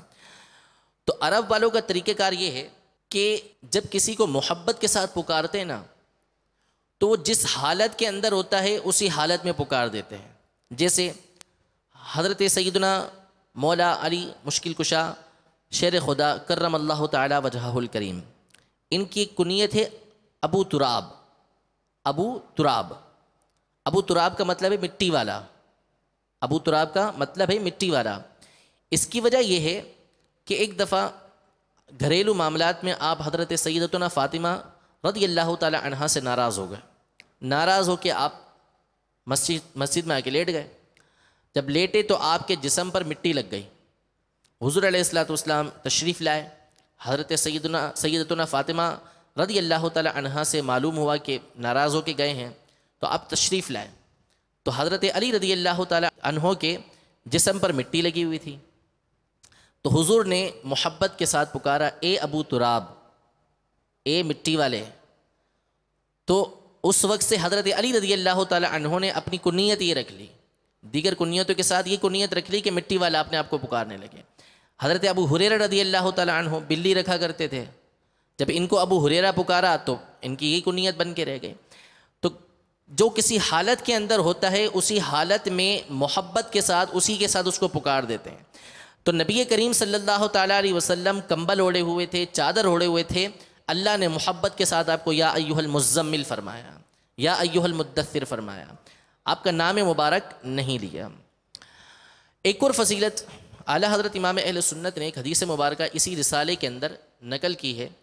اور اس حدیث کو نقل کرنے کے بعد، ذکر کرنے کے بعد اعلیٰ حضرت ارشاد فرماتے ہیں کہ فقیر کہتا ہے، یعنی عاجزی کرتے ہوئے اعلیٰ حضرت فرماتے ہیں کہ میں کہتا ہوں کہ مسلمان پر لازم ہے کہ اس نفیس حدیث کو حفظ کر لے، یاد کر لے، تاکہ اپنے آقائے نامدار کے فضائل و خصائص پر مطلع رہے صلی اللہ تعالیٰ علیہ وسلم۔ یعنی آپ صلی اللہ تعالیٰ علیہ وسلم کے جو فضائل ہیں اور جو خصوصیتیں ہیں ان سے وہ آگاہ رہے، باخبر رہے، اس حدیث کو وہ یاد کر لے۔ وہ حدیث مبارکہ یہ ہے کہ امام ابو نعیم سیدنا عبداللہ بن عباس رضی اللہ تعالی عنہما سے روایت کرتے ہیں کہ حضور سید المرسلین صلی اللہ تعالی علیہ وآلہ وسلم ارشاد فرماتے ہیں، ارسلت الی الجن والانس والی کل احمر واسود، کہ مجھے تمام جن و انسان اور سرخ و سیاہ کی طرف رسول بنا کر بھیجا گیا، ہر ایک کی طرف رسول بنا کر بھیجا گیا۔ وَأُحِلَّتْ لِيَ الْغَنَائِمُ دُونَ الْأَنْبِيَاءِ، اور میرے لیے جو غنیمتیں ہیں ان کو حلال کر دیا گیا، دیگر انبیاء کے لیے نہیں۔ یعنی پہلے جب جہاد ہوتا تھا، پچھلی امتوں کے اندر جنگ ہوتی تھی، تو جو مال جو ہرا دیتا تھا، جو جیت جاتا تھا، وہ ہارنے والے کے مال لے لیتا تھا، تو دیگر امتوں کے لیے وہ غنیمت حلال نہیں تھی، اس کو غنیمت کا مال کہتے تھے۔ دیگر امتوں کے لیے وہ غنیمت حلال نہیں تھی، ہمارے لیے نبی کریم صلی اللہ علیہ وسلم کے صدقے میں وہ غنیمت حلال کر دی گئی۔ وَجُعِلَتْ لِيَ الْأَرْضُ كُلُّهَا طُهُورًا وَمَسْجِدًا، کہ ساری کی ساری زمین کو ہمارے لیے پاک کرنے والا بنا دیا گیا، اور ساری کی ساری زمین کو ہمارے لیے مسجد بنا دیا گیا۔ یعنی زمین کی ہر وہ جگہ جس کو پاک اور صاف کر لیا جائے اس پہ نماز پڑھی جا سکتی ہے۔ اور یہ جو زمین ہے ہماری خصوصیات میں سے ہے کہ اگر ہمیں پانی نہ ملے تو اس زمین کے ذریعے تیمم کر کے ہم پاکی حاصل کر سکتے ہیں۔ اور فرمایا وَنُصِرْتُ بِالرُّعْبِ أَمَامِ شَهْرًا، مجھے ایسا روب دیا گیا جو 1 مہینے کی مسافت تک ہے، یعنی 1 مہینے دور میرا دشمن ہو تو اللہ نے میرا روب جو ہے اس کے اوپر ڈال دیا ہے۔ اور فرمایا فَأُعْطِيتُ خواتم سورة البقرة وَكَانَتْ مِن كُنُوزِ الْعَرْشِ وَخُصِّصْتُ بِهَا دُونَ الْأَنْبِيَاءِ، کہ سورة البقرہ کی آخری جو آیتیں ہیں یہ عرش کے نیچے کے جو خزانے ہیں ان میں سے خزانہ ہے، اللہ تبارک و تعالیٰ نے مجھے یہ عطا فرمایا، دیگر انبیاء کو نہیں دیا۔ یہ جو خزانے ہیں عرش کے نیچے کے، یہ مجھے عطا فرمائیں اور آپ کے صدقے آپ کی امت کو ملے۔ سورۃ البقرہ کی جو آخری آیتیں ہیں یہ اللہ تبارک و تعالیٰ کے عرش کے جو نیچے کے خزانے ہیں ان کے خزانوں میں سے خزانہ ہے۔ اب یہ خزانہ قیامت کے دن ظاہر ہوگا کہ اس کے فوائد کیا ہوتے ہیں۔ پھر فرمایا کہ توریت کی جگہ اللہ تبارک و تعالیٰ نے مجھے وہ آیتیں عطا فرمائیں، قرآن پاک کی وہ صورتیں عطا فرمائیں جن میں 100 سے کم آیتیں ہیں، یعنی 100 سے کم آیتوں والی جو صورتیں ہیں وہ توریت کے قائم مقام ہیں، اور 200 سے کم والی جو صورتیں ہیں یعنی 200 آیتوں والی ان سے جو کم کی صورتیں ہیں وہ انجیل کی جگہ عطا فرمائی ہیں۔ یعنی توریت کا قائم مقام، توریت کا بدل ہمیں وہ صورتیں عطا فرمائیں جن میں 100 سے کم آیتیں ہیں، انجیل کا قائم مقام، انجیل کا بدل ہمیں وہ صورتیں عطا فرمائیں کہ جن میں 200 سے کم آیتیں ہیں، اور زبور اس کے بدلے ہمیں وہ صورتیں عطا فرمائیں جن کے صورتوں میں حامیم لکھا ہوتا ہے۔ اور اس کے علاوہ جو صورتیں ہیں سورۃ الحجرات سے لے کے آخر تک، یہ ساری کی ساری ہمیں عطا ہوئیں، اس کے ذریعے ہمیں اللہ تبارک و تعالیٰ نے فضیلت عطا فرمائی۔ پھر آپ ارشاد فرماتے ہیں کہ وَأَنَا سَيِّدُ وُلْدِ آدم فِي الدُّنْيَا وَالْآخِرَةِ وَلَا فَخْرًا۔ اللہ تبارک و تعالیٰ نے دنیا اور آخرت میں مجھے تمام انسانوں کا سردار بنا کر بھیجا ہے، اور اس پہ مجھے کوئی فخر نہیں ہے۔ وَأَنَا أَوَّلُ تَنشَقُّ الْأَرْضُ عَنِّي وَعَنْ أُمَّتِي، اور میں اور میری امت سب سے پہلے وہ افراد ہوں گے جو قیامت کے دن زمین سے باہر آئیں گے، زمین ہمارے لیے کھلے گی۔ پھر فرمایا کہ وَبِيَدِي لِوَاءُ الْحَمْدِ يَوْمَ الْقِيَامَةِ وَجَمِيعُ الْأَنْبِيَاءِ تَحْتَهُ وَلَا فَخْرًا، کہ قیامت کے دن لواء الحمد یعنی جھنڈا، حمد کا جھنڈا، یہ میرے ہاتھ میں ہوگا اور تمام انبیاء کرام علیہم السلام اس جھنڈے کے نیچے ہوں گے۔ ولا فخرا، اس کے اوپر مجھے کوئی فخر نہیں۔ وَإِلَيَّ مَفَاتِحُ الْجَنَّةِ يَوْمَ الْقِيَامَةِ، قیامت کے دن جنت کی کنجیاں میرے ہی ہاتھ میں ہوں گی اور اس پہ مجھے کوئی فخر نہیں۔ وَبِي تُفْتَحُ الشَّفَاعَةُ، اور میرے ہی ذریعے شفاعت کی ابتدا کی جائے گی۔ ولا فخرا، مجھے اس پر کوئی فخر نہیں ہے۔ وَأَنَا أَمَامُهُمْ وَأُمَّتِي بِالْأَثْرِ، میں ان سب کے آگے ہوں گا اور میری امت میرے پیچھے ہوگی۔ تو یہ حدیث مبارکہ ذکر کر کے اعلیٰ حضرت نے فرمایا کہ اس کو ہر مسلمان پر لازم ہے کہ اس کو یاد کر لے، حفظ کر لے، تاکہ حضور علیہ السلام کے جو فضائل ہیں وہ ہمارے پیش نظر رہیں۔ ایک اور حدیث مبارکہ ہے جو صحیح سند کے ساتھ امام بزار نے اپنی مسند میں حضرت ابو ہریرہ رضی اللہ تعالی عنہ سے روایت کی، جو حضور علیہ السلام کی فضیلت کے اوپر آپ کے سب سے افضل ہونے پر دلیل ہے، کہ حضور سید المرسلین صلی اللہ تعالی علیہ وسلم نے ارشاد فرمایا، خیار ولد آدم خمسۃ، نوح و ابراہیم و موسیٰ و عیسیٰ و محمد و خیرہم محمد صلی اللہ علیہ وسلم، یعنی تمام بنی آدم کے اندر سب سے افضل جو ہے وہ 5 ہستیاں ہیں، نوح علیہ السلام، ابراہیم علیہ السلام، موسیٰ علیہ السلام، عیسیٰ علیہ السلام اور محمد صلی اللہ علیہ وسلم، اور فرمایا کہ ان میں، ان 5 میں سب سے افضل محمد صلی اللہ تعالیٰ علیہ وسلم ہے۔ یہ حدیث مبارکہ بھی نبی کریم صلی اللہ تعالیٰ علیہ وسلم کی افضلیت کی دلیل ہے۔ اللہ تبارک و تعالی ہم سب کے اس عقیدے کو بھی سلامت رکھے۔ اور تمام اسلامی بھائیوں سے بھی یہ عرض کروں گا کہ مدنی چینل کے ناظرین سے بھی یہ عرض ہے کہ اعلیٰ حضرت کے اس رسالے کو ضرور مطالعہ فرمائیں، کہ اس رسالے کے اندر اس کو پڑھ کے انشاءاللہ تبارک و تعالی آپ کے عشق کے اندر اضافہ ہوگا۔ تجلی الیقین آپ کے اس رسالے کا نام ہے، اور اس میں لطف یہ ہے، کرم یہ ہے اعلیٰ حضرت کا کہ جہاں اعلیٰ حضرت نے عربی عبارتیں لکھی ہیں، عربی حدیثیں لکھی ہیں، ساتھ ہی ساتھ خود ہی آپ نے اس کا ترجمہ بھی فرما دیا ہے، تو جو اردو جانتے ہیں ان کے لیے اس میں بھی آسانی ہے۔ اگلا عقیدہ، یہ بات محال ہے، ناممکن ہے کہ حضور صلی اللہ تعالیٰ علیہ وسلم کا کوئی مثل ہو، حضور صلی اللہ تعالیٰ علیہ وسلم کے جیسا کوئی ہو، یہ محال ہے۔ کوئی بھی حضور صلی اللہ تعالیٰ علیہ وآلہ وسلم جیسا نہیں ہو سکتا۔ اگلا عقیدہ، حضور صلی اللہ تعالیٰ علیہ وسلم کو اللہ تعالیٰ نے محبوبیت کبریٰ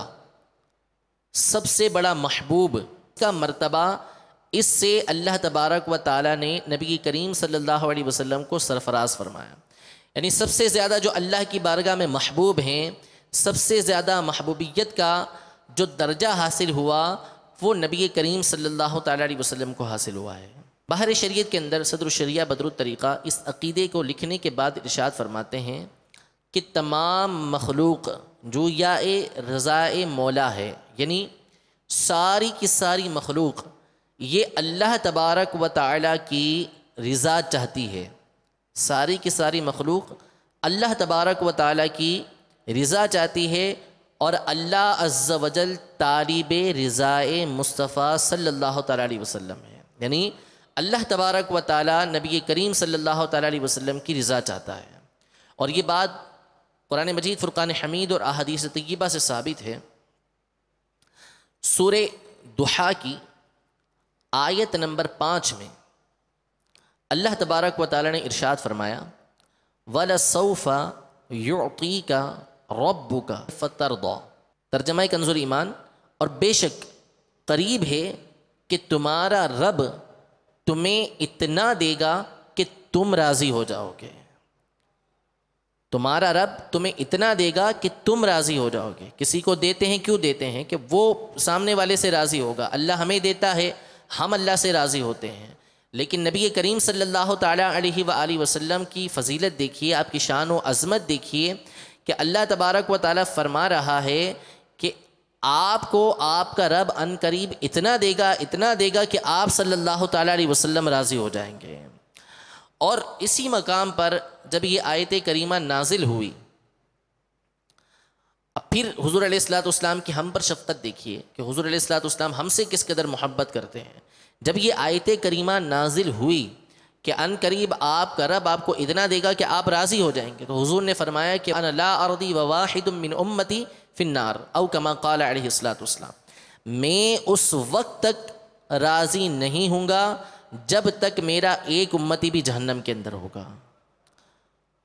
تو ہمیں بھی چاہیے کہ حضور علیہ السلام کی رضا والے کام کریں، حضور کو بھی راضی کرنے کی کوشش کریں. آپ کی آنکھوں کی ٹھنڈک نماز کے اندر ہے. 5 وقتہ نماز با جماعت مسجد میں پہلی صف کے ساتھ خود بھی ادا کریں اور دوسروں کو بھی اس کی دعوت دے کر مدنی انعامات پر بھی عمل کی کوشش کریں. اگلی آیت کریمہ سورۃ البقرہ کی آیت نمبر 144 میں 154 میں اللہ تبارک و تعالیٰ ارشاد فرماتا ہے قد نرا تقلب وجهك في السماء فلنولينك قبلة ترضاها. ترجمہ کنز الایمان، ہم دیکھ رہے ہیں بار بار تمہارا آسمان کی طرف منہ کرنا، تو ضرور ہم تمہیں پھیر دیں گے اس قبلے کی طرف جس میں تمہاری خوشی ہے. تو اس آیت کریمہ میں اللہ تبارک و تعالیٰ نے یہ ارشاد فرمایا کہ اے محبوب، ہم آپ کے چہرے کو، آپ کے رخ مبارک کو بار بار آسمان کی طرف اٹھتا دیکھ رہے ہیں، تو ہم ان قریب آپ کو ایسے قبلے کی طرف پھیر دیں گے کہ جو آپ کو پسند ہے. اس کا شان نزول یہ ہے کہ حضور علیہ السلام جب مکہ مکرمہ میں تھے تو آپ کعبہ معظمہ کی طرف منہ کر کے نماز پڑھا کرتے تھے. جس وقت آپ نے ہجرت فرمائی، مدینہ منورہ تشریف لے کر آئے، تو 16 یا 17 ماہ آپ بیت المقدس کی طرف بحکم الہی منہ کر کے نماز پڑھتے رہے. مسجد اقصی بیت المقدس جو ہے اس کی طرف منہ کر کے نماز پڑھتے رہے. لیکن آپ کی خواہش یہ تھی کہ اللہ تبارک و تعالیٰ کی طرف سے یہ حکم آئے کہ آپ کعبے کی طرف منہ کر کے نماز پڑھیں. یعنی آپ کی خواہش، آپ کی رضا اس میں تھی. آپ جو چاہتے تھے وہ یہ تھا کہ اللہ تبارک و تعالیٰ کی طرف سے یہ حکم آ جائے کہ دوبارہ ہم کعبۃ اللہ کو اپنا قبلہ بنا لیں. تو اللہ تبارک و تعالیٰ نے یہ ارشاد فرمایا کہ اے محبوب، ہم ان قریب آپ کو ایسے قبلے کی طرف پھیر دیں گے کہ ترضاہا، جس قبلے کو آپ پسند فرمائیں گے. جو آپ کو پسند ہے، جو آپ کی جس میں رضا ہے، ترضا کا جو مادہ ہے وہ رضا ہے، کہ جس میں آپ کی رضا ہے، جو آپ کو پسند ہے اس قبلے کی طرف ہم آپ کو پھیر دیں گے جس میں آپ راضی ہو جائیں گے.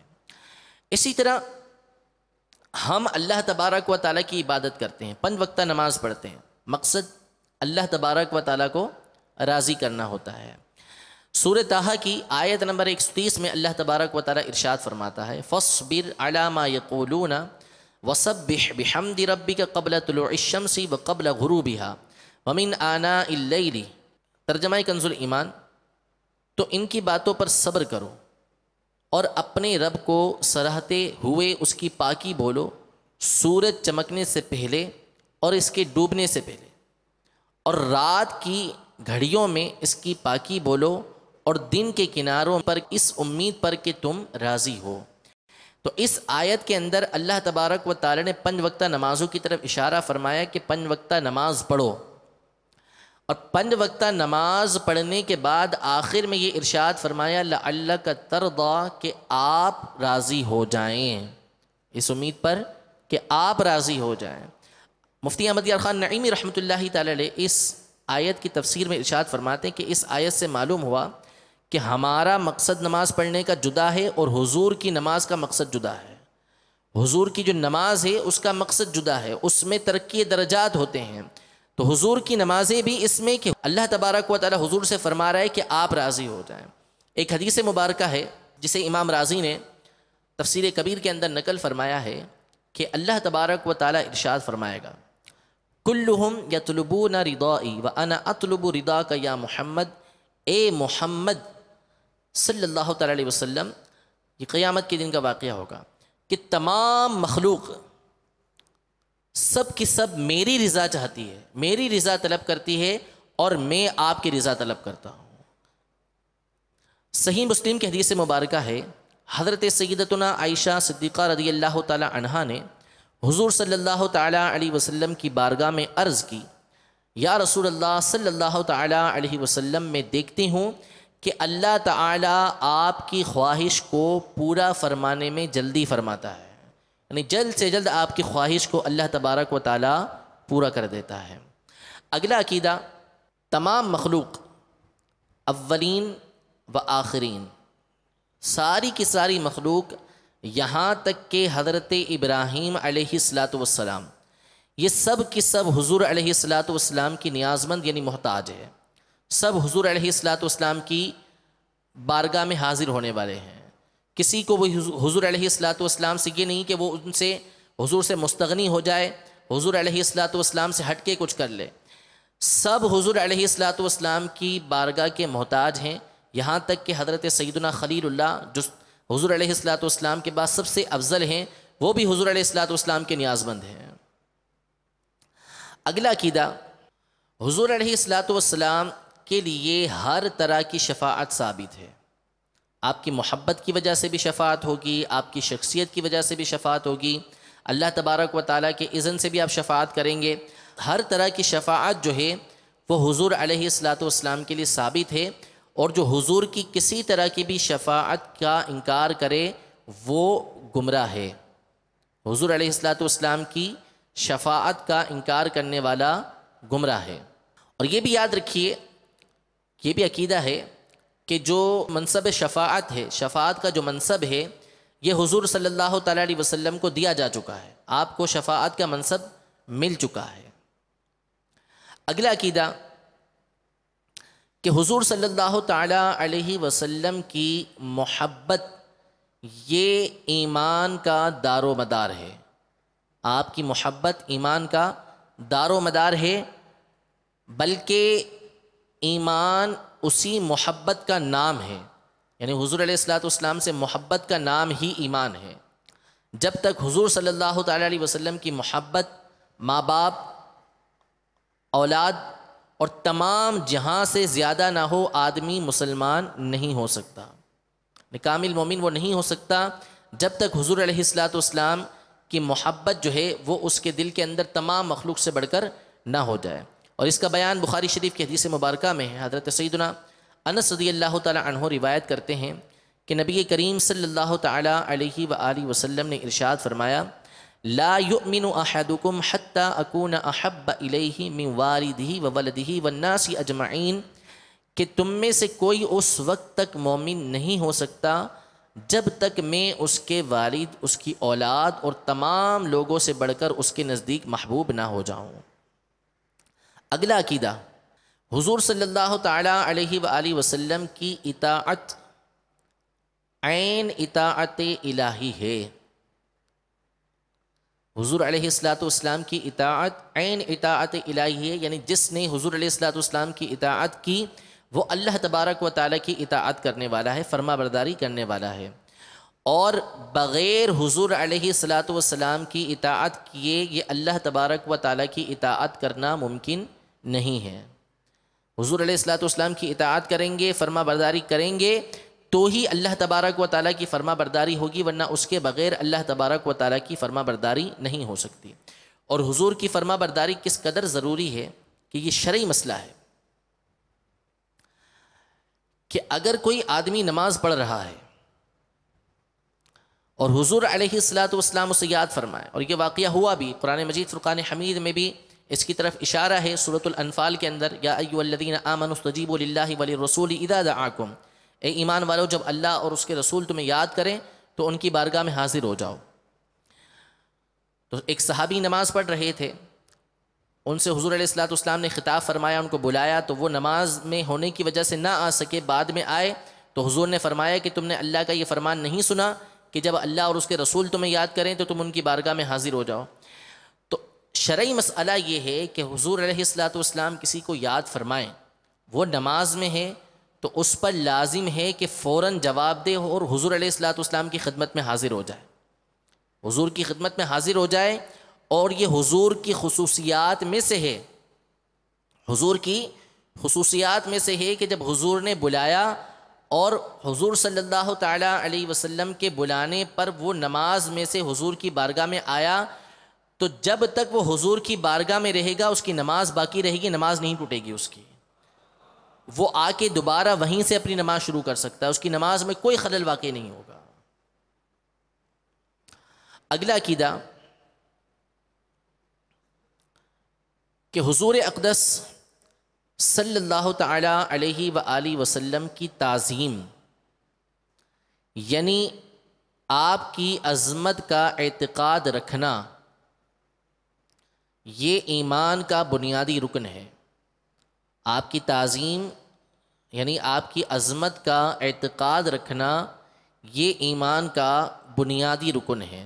آپ کی تعظیم کرنا لازم ہے، تمام فرائض سے بڑھ کر یہ فرض ہے۔ اور اس کی اہمیت اس مشہور حدیث مبارکہ سے ظاہر ہے کہ جو حضرت سیدنا علی رضی اللہ تعالی عنہ کے ساتھ واقعہ پیش آیا کہ غزوہ خیبر سے واپسی میں مقام صحابہ پر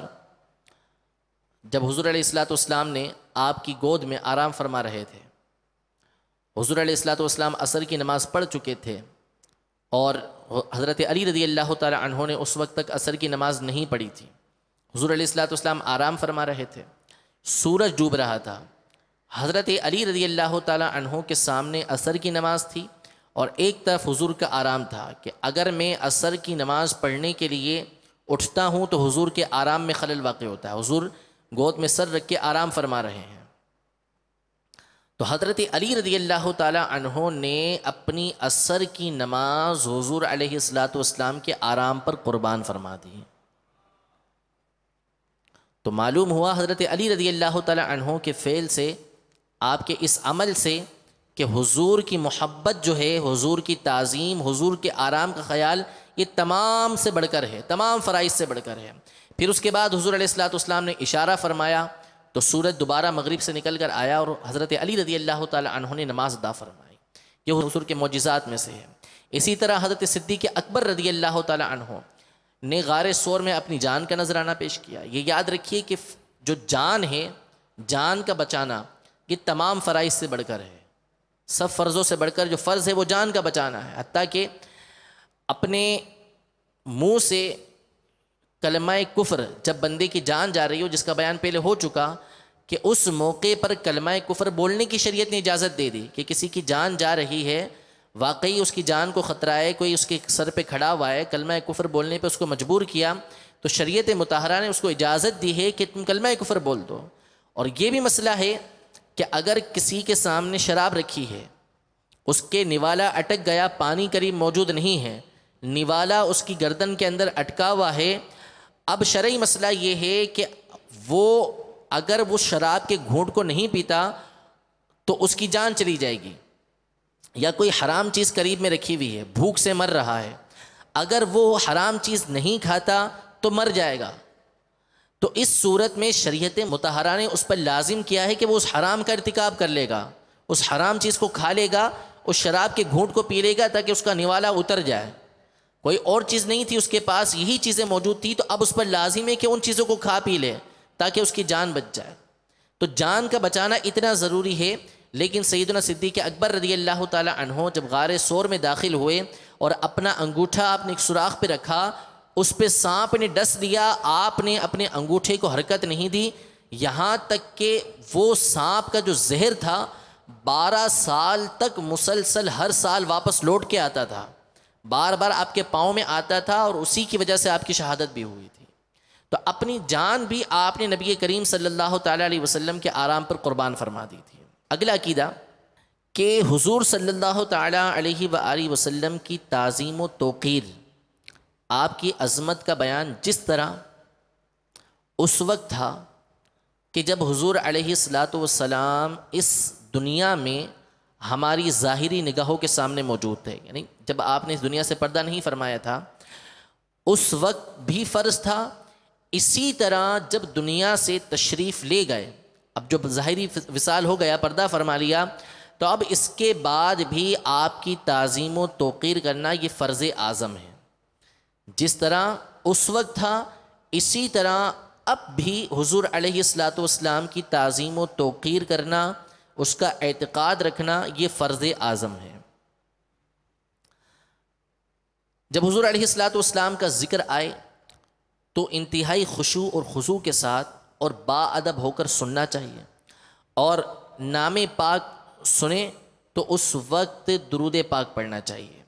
یعنی پہلی دفعہ جب کسی مجلس کے اندر آئے تو اس وقت تو پڑھنا واجب ہے،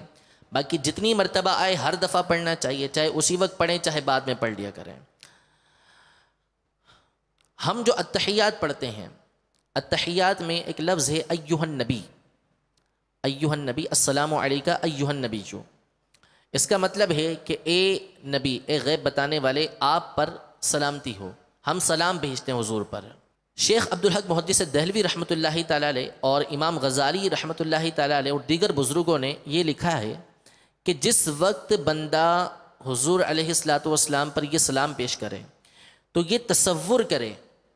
کہ میں حضور علیہ السلام کی جو ظاہری زندگی تھی اس میں حاضر ہوں، اور حاضر ہو کر انتہائی ادب و احترام کے ساتھ آپ کی بارگاہ کے اندر صلاۃ و سلام پیش کر رہا ہوں۔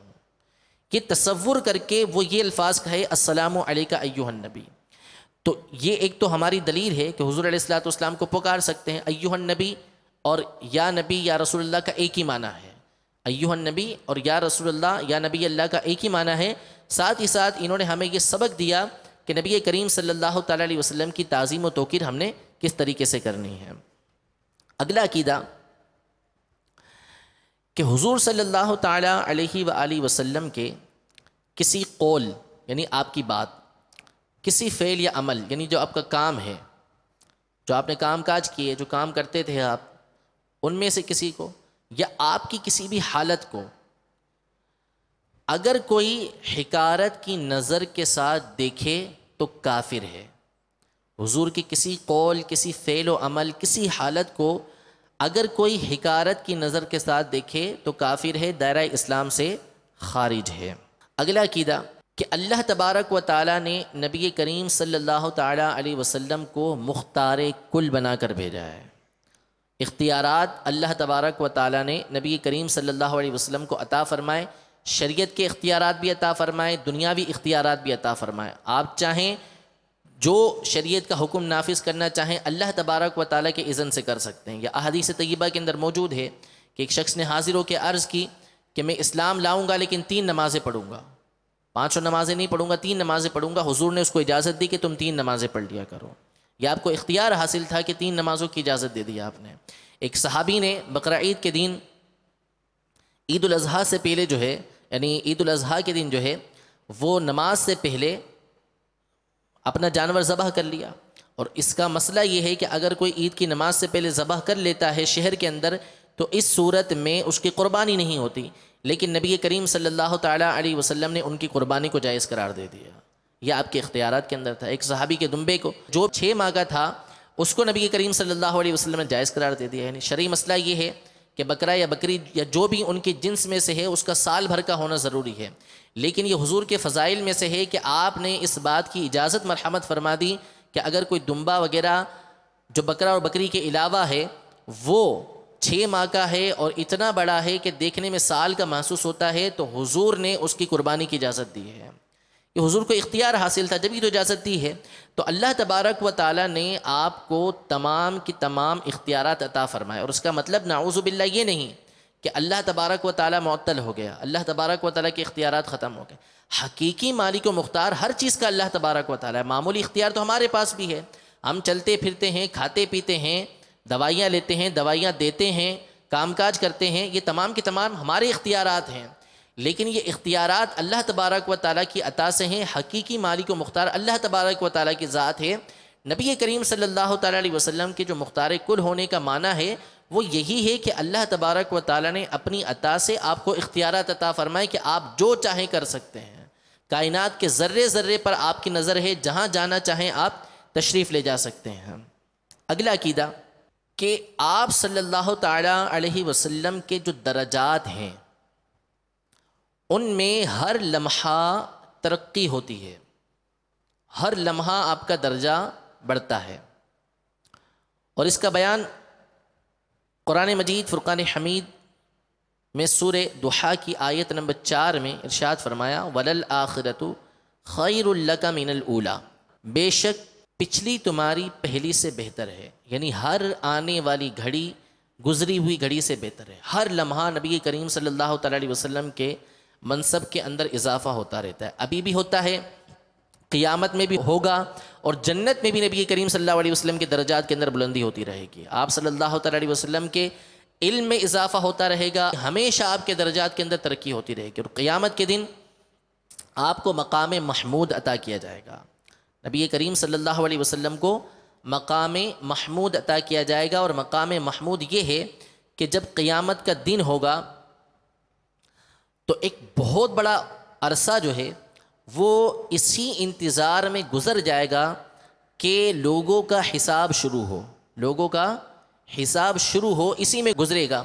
اور لوگ اس وقت اس انتظار سے اتنے عاجز آ جائیں گے کہ وہ یہ خواہش کریں گے کہ کسی طرح حساب شروع ہو, اس کے بعد چاہے جہنم کے اندر ڈال دیا جائے. اس قدر معاذ اللہ وہ گھڑیاں جو ہیں وہ سخت ہوں گی. پھر مسلم شریف کی حدیث مبارکہ ہے کہ لوگوں کے دلوں کے اندر الہام ہوگا, یہ بات ڈالی جائے گی کہ اب ہمیں کسی بارگاہ میں جانا چاہیے کہ جو ہمیں اللہ تبارک و تعالیٰ کی بارگاہ میں حاضر کرے اور ہمارا حساب و کتاب شروع ہو. لہذا سارے کے سارے سب سے پہلے حضرت آدم علیہ السلام کے پاس آئیں گے. حضرت آدم علیہ السلام سے عرض کریں گے کہ آپ ہمارے والد ہیں, آپ کو اللہ نے اپنے دست قدرت سے پیدا فرمایا. آپ اللہ کی بارگاہ میں جو ہے وہ عرض کریں کہ اللہ تبارک و تعالیٰ جو ہے وہ ہمارا حساب شروع کرے. حضرت آدم علیہ السلام فرمائیں گے کہ آج جیسا غضب میرے رب نے فرمایا کبھی ایسا غضب نہیں فرمایا. نفسی نفسی, مجھے آج اپنی ہے, تم کسی اور کی طرف جاؤ, تم نوح علیہ السلام کی طرف جاؤ. حضرت نوح علیہ السلام کے پاس حاضر ہوں گے, ان سے بھی عرض کریں گے, ان کے فضائل بیان کریں گے. وہ بھی یہی کہیں گے کہ آج جیسا غضب میرے رب نے فرمایا اس سے پہلے نہیں فرمایا. نفسی نفسی اذهبوا الی غیری, آج مجھے اپنی جان کی ہے, تم کسی اور کی طرف جاؤ. ابراہیم علیہ السلام کی طرف جاؤ. ابراہیم علیہ السلام کے پاس آئیں گے, وہ بھی یہی ارشاد فرمائیں گے. وہ موسیٰ علیہ السلام کی طرف بھیجیں گے, موسیٰ علیہ السلام فرمائیں گے کہ عیسیٰ علیہ السلام کی طرف جاؤ, کسی اور کی طرف جاؤ. عیسیٰ علیہ السلام کی بارگاہ میں آئیں گے, وہ بھی یہی فرمائیں گے, اور پھر نبی کریم صلی اللہ علیہ وسلم کی بارگاہ میں بھیجیں گے. اب نبی کریم صلی اللہ علیہ وسلم کی بارگاہ میں سب حاضر ہوں گے, اور حاضر ہو کر حضور علیہ السلام سے عرض کریں گے کہ آپ خاتم النبیین ہیں, سید المرسلین ہیں, رحمت للعالمین ہیں. آپ اللہ تبارک و تعالیٰ کی بارگاہ میں عرض کیجئے کہ اللہ تبارک و تعالیٰ ہمارا حساب شروع کرے. پھر نبی کریم صلی اللہ علیہ وسلم فرمائیں گے کہ انا لہا, میں اسی کام کے لیے ہوں. حضور علیہ السلام بارگاہ خداوندی میں حاضر ہوں گے, اور روایتوں کے مطابق 1 ہفتے تک آپ اللہ تبارک و تعالیٰ کی بارگاہ میں سجدہ ریز رہیں گے. پھر اس کے بعد آپ کو سر اٹھانے کا حکم ہوگا, اور کہا جائے گا کہ سل تعطا, سوال کیجئے, جو سوال کریں گے آپ کو دیا جائے گا. اشفع تشفع, شفاعت کیجئے, آپ کی شفاعت کو قبول کیا جائے گا۔ قل تسمع، آپ ارشاد فرمائیے جو آپ کہیں گے آپ کی بات کو سنا جائے گا۔ پھر وہاں سے شفاعت کا دروازہ کھلے گا، سب کا حساب و کتاب شروع ہوگا۔ اس کو شفاعت کبریٰ کہا جاتا ہے، شفاعت کبریٰ، شفاعت عظمیٰ کہا جاتا ہے، اور یہی وہ شفاعت ہے کہ جس میں سے تمام لوگوں کو حصہ ملے گا، چاہے مسلمان ہو چاہے کافر ہو۔ یہ کافروں کو بھی حصہ ملا کہ اس میں ان کا حساب و کتاب شروع کیا گیا، تو یہ شفاعت کبریٰ کہلاتی ہے۔ اور یہ قیامت کا جو دن ہے، یہاں پر یہ دیکھیے کہ اللہ تبارک و تعالیٰ کی بارگاہ میں حضور علیہ الصلوۃ والسلام کا مقام و مرتبہ کتنا بڑا ہے۔ یہ ساری کی ساری حدیثیں میں نے، یہ جو حدیث مبارکہ ہے میں نے آپ کے سامنے بیان کی، آپ نے سنی۔ حضور علیہ الصلوۃ والسلام کے زمانے سے لے کر صحابہ کرام علیہم رضوان اس حدیث کو بیان کرتے رہے، تابعین بیان کرتے رہے، سب نے یہ حدیث سنی۔ قیامت کے دن سب یہ بات بھول جائیں گے، سب یہ بات بھول جائیں گے کہ شفاعت کا دروازہ کھولنا کس نے۔ اسی لیے تو سب سے پہلے حضرت آدم علیہ السلام کی بارگاہ میں جائیں گے۔ اللہ تبارک و تعالیٰ سارے انبیاء کی بارگاہ میں بھیج رہا ہے، بڑے بڑے انبیاء کی بارگاہ میں بھیج رہا ہے کہ پہلے وہاں بھیجا جا رہا ہے، اس کے بعد آخر میں حضور علیہ الصلوۃ والسلام کی بارگاہ میں حاضر ہوا۔ تو پہلے ہی حضور علیہ الصلوۃ والسلام کی بارگاہ میں حاضر ہو جاتے ہیں۔ تو سارے انبیاء کی بارگاہ میں بھیجنے کی جو حکمت ہے وہ یہ بتانا ہے کہ آج کا جو دولہا ہے، آج کا جو بزم محشر سجائی گئی ہے، وہ حضور علیہ الصلوۃ والسلام کے لیے سجائی گئی ہے۔ یہ حضور علیہ الصلوۃ والسلام کی عظمت کو بیان کرنے کے لیے ایک ایک نبی کے پاس پہلے گئے۔ یہ اعلیٰ حضرت نے بات بیان فرمائی ہے تجلی الیقین کے اندر کہ سب کے دلوں سے یہ بات محو ہو گئی، لہذا آدم علیہ السلام کے پاس گئے، پھر سب سے ہوتے ہوتے حضور علیہ الصلوۃ والسلام کی بارگاہ میں آئے۔ اور ساتھ ہی ساتھ یہ دیکھیے، کیا اللہ تبارک و تعالیٰ اس بات پر قادر نہیں کہ ایک لمحے کے اندر سب کا حساب ہو جائے، لمحے کے اندر سب کا حساب کر دے؟ 50,000 سال کا دن ہوگا، اس میں حساب ہو رہا ہے، تو ایک لمحے میں بھی حساب ہو سکتا تھا۔ لیکن جو یہ محشر کی محفل سجے گی، بزم محشر جو ہوگی، یہ ساری کی ساری ہوگی ہی نبی کریم صلی اللہ تعالیٰ علیہ وسلم کی شان و عظمت بیان کرنے کے لیے۔ لہذا جب حضور علیہ الصلوۃ والسلام کی شفاعت کی وجہ سے حساب و کتاب شروع ہوگا، انتظار کی زحمت ختم ہوگی، تو جتنے بھی مخلوق ہوگی وہ ساری کی ساری نبی کریم صلی اللہ علیہ وسلم کی تعریف و ثنا بیان کرے گی، آپ کی حمد بیان کرے گی، اور اسی کو مقام محمود کہا جاتا ہے۔ اللہ تبارک و تعالی ہم سب کو نبی رحمت شفیع امت صلی اللہ تعالیٰ علیہ وآلہ وسلم کی سچی محبت عطا فرمائے، آپ کی سچی اطاعت عطا فرمائے، آپ کی سنتوں پر عمل پیرا ہونے کی توفیق عطا فرمائے۔ ایک حدیث مبارکہ آخر میں عرض کرتا ہوں، جسے اعلیٰ حضرت نے اسی اپنے رسالے کے اندر تجلی الیقین میں ذکر فرمایا، علامہ فاسی رحمۃ اللہ تعالیٰ علیہ کے حوالے سے، کہ جتنے بھی فضائل ہم بیان کر لیں، حضور کی حقیقت، حضور کی فضیلت ہم بیان نہیں کر سکتے۔ حدیث مبارکہ یہ ہے کہ نبی کریم صلی اللہ تعالیٰ علیہ وآلہ وسلم نے سیدنا ابو بکر صدیق رضی اللہ تعالیٰ عنہ کو مخاطب کر کے ارشاد فرمایا، یا ابا بکر لم یعلمنی حقیقتاً غیر ربی، اے ابو بکر میری حقیقت کو میرے رب کے سوا کوئی نہیں جانتا۔ تو حضور کی حقیقت کو، حضور کے فضائل و کمالات کو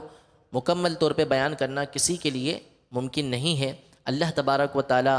حضور صلی اللہ تعالیٰ علیہ وسلم کی شفاعت میں سے ہم کو حصہ عطا فرمائے، اور آپ کے صدقے میں، آپ کی شفاعت کے صدقے میں اللہ تبارک و تعالی ہمیں ہمارے مرشد کریم کے ساتھ جنت میں اعلیٰ سے اعلیٰ مقام عطا فرمائے۔ آمین بجاہ النبی الامین صلی اللہ تعالیٰ علیہ وآلہ وسلم۔ انشاءاللہ تبارک و تعالی مختصراً جو کبیرہ گناہوں کا بیان ہے، اس میں سے 2 گناہ ہم سنیں گے۔ پہلا جو گناہ ہے وہ ہے تکبر کے ساتھ شلوار یا کپڑا یا دامن وغیرہ بڑا رکھنا، ٹخنوں سے نیچے لے جانا، اور دوسرا گناہ ہے اترا کر چلنا، اترا کر چلنا، اکڑ کے چلنا۔ پہلے گناہ کے بارے میں شاہ ابرار ہم غریبوں کے غمخوار نبی مکرم صلی اللہ تعالیٰ علیہ وسلم کا فرمان معظم ہے، اللہ عز و جل قیامت کے دن اس شخص کی طرف نظر رحمت نہ فرمائے گا جو تکبر کی وجہ سے اپنا کپڑا گھسیٹ کر چلے گا، یعنی ٹخنوں سے نیچے کپڑا ہے، اسے گھسیٹ گھسیٹ کے چل رہا ہے، اور تکبر کی وجہ سے ایسا کر رہا ہے تو قیامت کے دن اللہ تبارک و تعالیٰ ایسے شخص کے اوپر نظر رحمت نہیں فرمائے گا۔ تو اصل وجہ ہے اس کی تکبر، کہ تکبر کے ساتھ کوئی شخص جو ہے وہ کپڑوں کو ٹخنوں سے نیچے رکھتا ہے تو یہ حرام ہے، اور بغیر تکبر کے رکھتا ہے تو بھی یہ سنت کے خلاف ہے، سنت کی خلاف ورزی ہے، اس کی اجازت نہیں ہے۔ لیکن بہرحال وہ جو تکبر کی علامت ہے وہ جدا ہے۔ یہاں پہ یہ شرعی مسئلہ سماعت فرما لیجئے کہ نماز کی حالت میں کپڑوں کا فولڈ کرنا، خاص طور پہ پاجامہ یا پینٹ وغیرہ جو فولڈ کرتے ہیں، چاہے وہ پائچے فولڈ کریں یا اوپر سے فولڈ کریں، آپ اندر فولڈ کریں یا باہر فولڈ کریں، اس کی شرعاً اجازت نہیں ہے، اس کی شرعاً اجازت نہیں ہے۔ نبی کریم صلی اللہ تعالیٰ علیہ وسلم کا فرمان عالی شان ہے کہ مجھے اس بات کا حکم دیا گیا کہ میں 7 ہڈیوں پر سجدہ کروں اور اپنے کپڑوں اور اپنے بالوں کو نہ سمیٹوں، یعنی فولڈ نہ کروں۔ یہ بخاری اور مسلم کی حدیث مبارکہ ہے۔ تو اس حدیث مبارکہ کے اندر کپڑے فولڈ کرنے سے منع کیا گیا ہے۔ اگر کسی کا پاجامہ یا کسی کی پینٹ، اولاً تو یہ یاد رکھیے کہ جو سنت مبارکہ ہے ہم نے اسی پر عمل کرنا ہے، ہمیشہ اپنا پاجامہ وغیرہ جو ہے وہ ہمیں بنانی ہی اتنی ہے کہ جو ٹخنوں سے اوپر ہو، سنت پر عمل کرتے ہوئے۔ لیکن بالفرض کسی نے اگر اس کے خلاف کر لیا ہے اور وہ نماز کی حالت میں آ گیا ہے، نماز میں نہیں ہے، نماز کے باہر ہے، تو بھلے اپنے کپڑوں کو فولڈ کر لے وہ، لیکن جب نماز میں آ گیا تو اب اس کو شرعاً اس کی اجازت نہیں کہ وہ اپنے کپڑوں کو فولڈ کرے۔ ملا علی قاری رحمۃ اللہ تعالیٰ علیہ نے مرقات کے اندر اس حدیث مبارکہ کی شرح کرتے ہوئے ارشاد فرمایا کہ اپنے کپڑوں کو چھوڑ دے،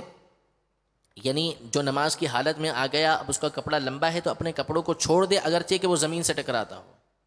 کپڑوں کو فولڈ کرنے کی اس کو اجازت نہیں ہے۔ اب نماز میں آ چکے ہیں تو اپنے کپڑوں کو جیسی وہ حالت میں ہیں ویسے چھوڑ دیجئے، فولڈ کرنے کی شرعاً اجازت نہیں ہے۔ ہاں نماز کے باہر ہیں تو اسے فولڈ کر لیجئے، اور ہمیشہ یاد رکھیے کہ جو سنت مبارکہ ہے، جو نبی کریم صلی اللہ تعالیٰ علیہ وسلم کا طریقہ مبارکہ ہے، جس ہستی کے لیے ہم یہاں پر جمع ہیں اور جس کے لیے ہمیں یہاں بھیجا گیا ہے، تو اس ہستی کا جو طریقہ کار ہے وہ یہ ہے کہ آپ کے جو کپڑا ہوتا تھا، آپ کا تہبند شریف ہوتا تھا، وہ ہمیشہ ٹخنوں سے اوپر ہوا کرتا تھا۔ ایک اور حدیث مبارکہ ہے، نبی کریم صلی اللہ تعالیٰ علیہ وآلہ وسلم نے ارشاد فرمایا کہ جس نے تکبر کی وجہ سے اپنے پہنے ہوئے کپڑے لٹکائے، اللہ عز و جل قیامت کے دن اس پر نظر رحمت نہ فرمائے گا، اگرچہ وہ اللہ عز و جل کے نزدیک معزز ہی کیوں نہ ہو۔ یعنی کتنا ہی معزز ہے، پرہیزگار ہے، اللہ تبارک و تعالی ایسے بندے پر نظر رحمت نہیں فرمائے گا۔ ایک اور حدیث مبارکہ ہے جو شعبان المعظم کی 15ویں تاریخ کے حوالے سے بھی ہے کہ تاجدار رسالت شہنشاہ نبوت صلی اللہ تعالیٰ علیہ وآلہ وسلم نے ارشاد فرمایا، جبرائیل علیہ السلام نے میرے پاس حاضر ہو کر عرض کی، یہ شعبان کی 15ویں رات ہے، اس رات میں اللہ عز و جل بنی کلب کی بکریوں کے بال کے برابر لوگوں کو جہنم سے آزاد فرماتا ہے، لیکن اس رات میں اللہ عز و جل مشرک، جادوگر، قطع رحمی کرنے والے، چادر لٹکانے والے، یعنی جو تکبر کے ساتھ اپنے کپڑے کو لٹکائے اس حوالے سے، اور والدین کے نافرمان اور شراب کے عادی کی طرف نظر رحمت نہیں فرماتا۔ اگلا جو گناہ ہے وہ ہے تکبر کے ساتھ چلنا۔ قرآن مجید فرقان حمید میں سورہ بنی اسرائیل میں آیت نمبر 37 پارہ نمبر 15 میں اللہ تبارک و تعالی ارشاد فرماتا ہے، وَلَا تَمْشِ فِي الْأَرْضِ مَرَحًا إِنَّكَ لَن تَخْرِقَ الْأَرْضَ وَلَن تَبْلُغَ الْجِبَالَ طُولًا، اور زمین میں اتراتا نہ چل، بے شک ہرگز زمین نہ چیر ڈالے گا اور ہرگز بلندی میں پہاڑوں کو نہ پہنچے گا۔ یعنی جو اکڑ اکڑ کے چل رہے ہو، اس اکڑ سے چلنے کی وجہ سے تم زمین کو چیر نہیں دو گے، پھاڑ نہیں دو گے زمین کو، اور نہ ہی اس طرح سینہ پھلا کے چلنے کی وجہ سے تم پہاڑوں کے برابر پہنچ جاؤ گے۔ یعنی اللہ تبارک و تعالیٰ کی جو دیگر مخلوقات ہیں وہ تم سے زیادہ قوی ہیں، تم سے زیادہ مضبوط ہیں، تو ان کے برابر تم نہیں پہنچ سکتے، تو تمہیں کہاں تکبر لائق ہے۔ ہرگز زمین میں اترا کر نہ چلو، اور جو رحمان کے بندوں کا طریقہ ہے وہ یہ ہے کہ وہ نرمی کے ساتھ، میانہ روی کے ساتھ چال چلتے ہیں۔ سرکار مدینہ راحت قلب و سینہ صلی اللہ تعالی علیہ وآلہ وسلم کا فرمان عالی شان ہے، جس کے دل میں ذرہ برابر بھی تکبر ہوگا وہ جنت میں داخل نہ ہوگا۔ ایک اور حدیث مبارکہ میں ہے کہ حضور علیہ الصلاۃ والسلام نے ارشاد فرمایا، کیا میں تمہیں جہنمیوں کے بارے میں خبر نہ دوں؟ کیا میں تمہیں جہنمیوں کے بارے میں خبر نہ دوں؟ پھر ارشاد فرمایا کہ ہر سرکش، اکڑ کر چلنے والا اور بڑائی چاہنے والا، برتری چاہنے والا، تکبر کرنے والا، یہ جہنمی ہے۔ اللہ رب العزت ہم سب کو اس حوالے سے بھی تکبر، جو کبیرہ گناہ ہیں، ان سے بھی بچنے کی توفیق عطا فرمائے۔ آمین بجاہ نبی الامین صلی اللہ تعالی علیہ وسلم۔ حضور، بخاری شریف کی ایک حدیث کا مفہوم ہے کہ مجھے موسیٰ علیہ السلام پر فضیلت نہ دو، اس روایت سے کیا مراد ہے جبکہ ہم حضور صلی اللہ تعالیٰ علیہ وآلہ وسلم کو تمام انبیاء کا سردار مانتے ہیں؟ موسیٰ علیہ السلام کے بارے میں نہیں ہے، وہ ہے حضرت یونس علیہ السلام کے بارے میں۔ یونس علیہ السلام کے بارے میں یوں ہے کہ مجھے یونس علیہ السلام پر فضیلت نہ دو، اس کے چند جوابات ہیں۔ اصل میں حضرت یونس علیہ السلام جو ہے یہ مچھلی کے پیٹ میں رہے،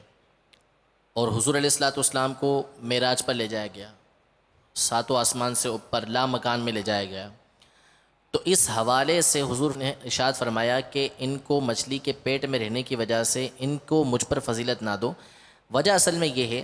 کہ حدیث مبارکہ ہے کہ لا تخیروا بین الانبیاء، انبیاء کے درمیان ایک دوسرے کی فضیلت بیان نہ کرو۔ لیکن قرآن مجید فرقان حمید خود ارشاد فرماتا ہے کہ تلک الرسول فضلنا بعضهم علی بعض، کہ یہ رسول ہیں جن میں سے بعض کو ہم نے بعض پہ فضیلت دی۔ علماء نے اس کی وجہ یہ ارشاد فرمائی کہ انبیاء کے درمیان اس طرح فضیلت بیان نہ کرو کہ ایک نبی کی فضیلت بیان کرنے کی وجہ سے دوسرے نبی کی توہین ہو جائے، یعنی ایسے انداز میں فضیلت بیان نہ کرو کہ جس کی وجہ سے کسی دوسرے نبی کی توہین ہو جائے۔ تو موسیٰ علیہ السلام کے بارے میں، یونس علیہ السلام کے بارے میں یہ جو الفاظ آئے ہیں تو اس کا مطلب یہ ہے کہ ایسے انداز میں فضیلت بیان نہ کرو کہ جس کی وجہ سے دوسرے نبی کی توہین ہو۔ تو یہ اس کا آسان سا جواب ہے، اس کے اور جوابات بھی علماء نے دیے ہیں، لیکن ایک آسان جواب یہ ہے کہ اس انداز میں فضیلت بیان نہ کی جائے کہ جس کی وجہ سے کسی دوسرے نبی کی توہین یا تحقیر ہو، کیونکہ کسی دوسرے نبی کی توہین یا تحقیر کرنا یہ خود بندے کو دائرہ اسلام سے خارج کر دیتا ہے، وہ خود کافر ہو جاتا ہے۔ السلام علیکم۔ وعلیکم السلام ورحمۃ محبت اللہ رسول وبرکاتہ۔ کس طرح بڑھائی جائے، کیا یہ اختیار کرنے سے حاصل ہوتی ہے؟ بالکل اختیار کرنے سے بھی حاصل ہوتی ہے اور طبعی طور پر بھی ہوتی ہے۔ محبت رسول بڑھانے کے بہت سارے ذریعے ہیں۔ اعلیٰ حضرت امام اہل سنت نے یہ ارشاد فرمایا کہ اچھی آواز والوں سے نعتیں سنا کرو، تو اس سے بھی محبت بڑھتی ہے۔ اور امیر اہل سنت نے یہ ارشاد فرمایا کہ اعلیٰ حضرت کے کلام سننے سے بھی محبت بڑھتی ہے۔ اور حضور کی محبت کے بڑھانے کا ایک ذریعہ یہ اچھے ماحول سے وابستگی ہے کہ اچھے ماحول سے بندہ وابستہ ہو جائے۔ دعوت اسلامی کے مدنی ماحول سے وابستہ رہے گا تو عاشقان رسول کی صحبت میں رہے گا، تو جیسی صحبت ہوگی ویسا ہی اس کے اوپر رنگ چڑھے گا۔ حضرت شیخ سعدی رحمۃ اللہ تعالیٰ علیہ نے ایک حکایت بیان کی ہے کہ ایک مٹی کو دیکھا کہ جس کے اندر خوشبو تھی، پوچھا کہ تمہارے اندر کیسے خوشبو آ گئی؟ تو کہا کہ مٹی تو خوشبودار نہیں ہوتی، تمہارے اندر کیسے خوشبو آ گئی؟ تو کہا کہ ایک عرصے تک میں پھولوں کی صحبت کے اندر رہی ہوں تو ان کی خوشبو میرے اندر آ چکی ہے۔ تو اسی طرح جب ہم عاشقان رسول کی صحبت کے اندر رہیں گے، ان کے ماحول سے وابستہ رہیں گے، جب ہماری زبان پر نبی کریم صلی اللہ تعالی علیہ وسلم کے تذکرے ہوں گے، ان کی سنتوں پر ہم عمل پیرا ہونے کے لیے حریص ہوں گے، ہماری کوشش ہوگی کہ ہم سنتوں پر عمل کریں، نبی کریم صلی اللہ تعالی علیہ وسلم کی اطاعت و فرما برداری کریں، تو خود بخود آپ کی محبت ہمارے دل کے اندر بڑھتی جائے گی۔ یہ یاد رکھیے کہ حضور کی سچی محبت اسی صورت میں ہوگی جب آپ کی کامل اطاعت کی جائے گی، آپ کی جب پیروی کی جائے گی تو اسی صورت میں آپ کی محبت بڑھے گی۔ فرمایا من احب سنتی فقد احبنی ومن احبنی فہو فی الجنت معی، او کما قال علیہ الصلوۃ والسلام، کہ جو میری سنت سے محبت کرتا ہے وہ مجھ سے محبت کرتا ہے، اور جو مجھ سے محبت کرتا ہے وہ بروز قیامت جنت میں میرے ساتھ ہوگا۔ تو حضور علیہ الصلوۃ والسلام کی سنتوں پر عمل پیرا ہوں، مدنی ماحول سے وابستہ ہو جائیں، عاشقان رسول کی صحبت میں رہیں، قافلوں میں سفر کریں، مدنی انعامات پر عمل کریں، نعتیں سنتے رہیں، انشاءاللہ تبارک و تعالی ہماری جو محبت ہے اس کے اندر اضافہ ہوتا رہے گا، اور یہ طبعی طور پر بھی اضافہ ہوتا رہتا ہے۔ مدینہ، السلام علیکم۔ وعلیکم السلام ورحمۃ اللہ حضور یہ وبرکاتہ۔ ارشاد فرما دیجیے کہ رب حبلی امتی کا معنی کیا ہوگا؟ رب حبلی امتی کا مطلب ہے اے میرے رب میری امت کا معاملہ میرے حوالے کر دے، جس کا ایک معنی یہ بھی کرتے ہیں کہ میری امت کو بخش دے۔ حضور علیہ الصلوۃ والسلام نے یہ سوال کیا اللہ تبارک و تعالیٰ کی بارگاہ میں، بار بار سوال کیا، تو آپ کو 2/3 امت بخش دی گئی، آپ کے ہاتھ دے دی گئی، اور پھر آپ کو منصب شفاعت دیا گیا کہ قیامت کے دن آپ جو ہے وہ اپنی امت کی خوب شفاعت کریں گے۔ السلام علیکم۔ وعلیکم السلام ورحمۃ اللہ وبرکاتہ۔ 2 سوالات ہیں۔ کریم آقا علیہ الصلوۃ والسلام کے مختار کل ہونے پر قرآن مجید کی آیت کریمہ ارشاد فرما دیں۔ حضرت آدم علیہ الصلوۃ والسلام نفسا نفسی فرما رہے ہیں، جبکہ حضور غوث العظم کا فرمان ہے کہ میں اس وقت تک داخل جنت نہیں ہوں گا جب تک اپنے مریدوں کو ساتھ نہ لے جاؤں۔ کیا اس سے افضل و مفضول ثابت صحیح ہے؟ قرآن مجید فرقان حمید میں تو نبی کریم صلی اللہ تعالیٰ علیہ وسلم کی یہی آیت وَلَسَوْفَ يُعْطِيكَ رَبُّكَ فَتَرْضَىٰ کہ ان قریب ہم آپ کو اتنا دیں گے کہ آپ راضی ہو جائیں گے، یہ بھی حضور علیہ الصلوۃ والسلام کے مختار ہونے پر دلیل ہے کہ اللہ خوب عطا کرے گا کہ آپ اللہ سے راضی ہو جائیں گے۔ اور پھر اس کے علاوہ قرآن مجید فرقان حمید میں صرف حضور علیہ الصلوۃ والسلام کے مختار نہیں، دیگر کے مختار ہونے کا بھی بیان ہے۔ سورۃ الانبیاء میں ہے کہ اللہ تبارک و تعالیٰ نے یہ ساری کی ساری زمین جو ہے وہ اپنے نیک بندوں کو دے دی ہے، ان کے اختیار میں دے دی ہے۔ حضرت آدم علیہ السلام ہوں یا دیگر انبیاء ہوں، اور جو فرمان آپ نے غوث پاک کا ذکر کیا ہے، اصل بات یہ ہے کہ شفاعت تو انبیاء بھی کریں گے، علماء بھی کریں گے، شہداء بھی کریں گے، صالحین بھی کریں گے، قرآن پاک بھی کرے گا، یہ سب کریں گے۔ یہ جو معاملہ ہے یہ ابتدا کا معاملہ ہے، سب سے جو ابتدائی معاملہ ہوگا وہ یہ ہوگا، ورنہ اس کے بعد تو انبیاء کرام علیہ السلام کی شفاعت کی وجہ سے لوگ جنت کے اندر داخل ہوں گے، شہداء کی شفاعت کی وجہ سے جنت میں داخل ہوں گے۔ یہ جو سارا معاملہ ہے نفسا نفسی کا جو انبیاء کرام علیہ السلام سے منقول ہے، یہ سارا کا سارا ہے ابتدا کا، تاکہ حضور علیہ الصلوۃ والسلام کے ذریعے شفاعت کبریٰ کا دروازہ کھل جائے۔ جب شفاعت کبریٰ کا دروازہ کھل جائے گا، شفاعت عظمیٰ کا دروازہ کھل جائے گا، تو اس کے بعد انبیاء کرام علیہ السلام بھی شفاعت فرمائیں گے، اور غوث پاک رضی اللہ تعالی عنہ کا یہ فرمان بھی اسی کے بعد ہوگا، اس سے پہلے نہیں ہوگا، کیونکہ شفاعت کا جو دروازہ کھولا جائے گا وہ حضور علیہ الصلوۃ والسلام کے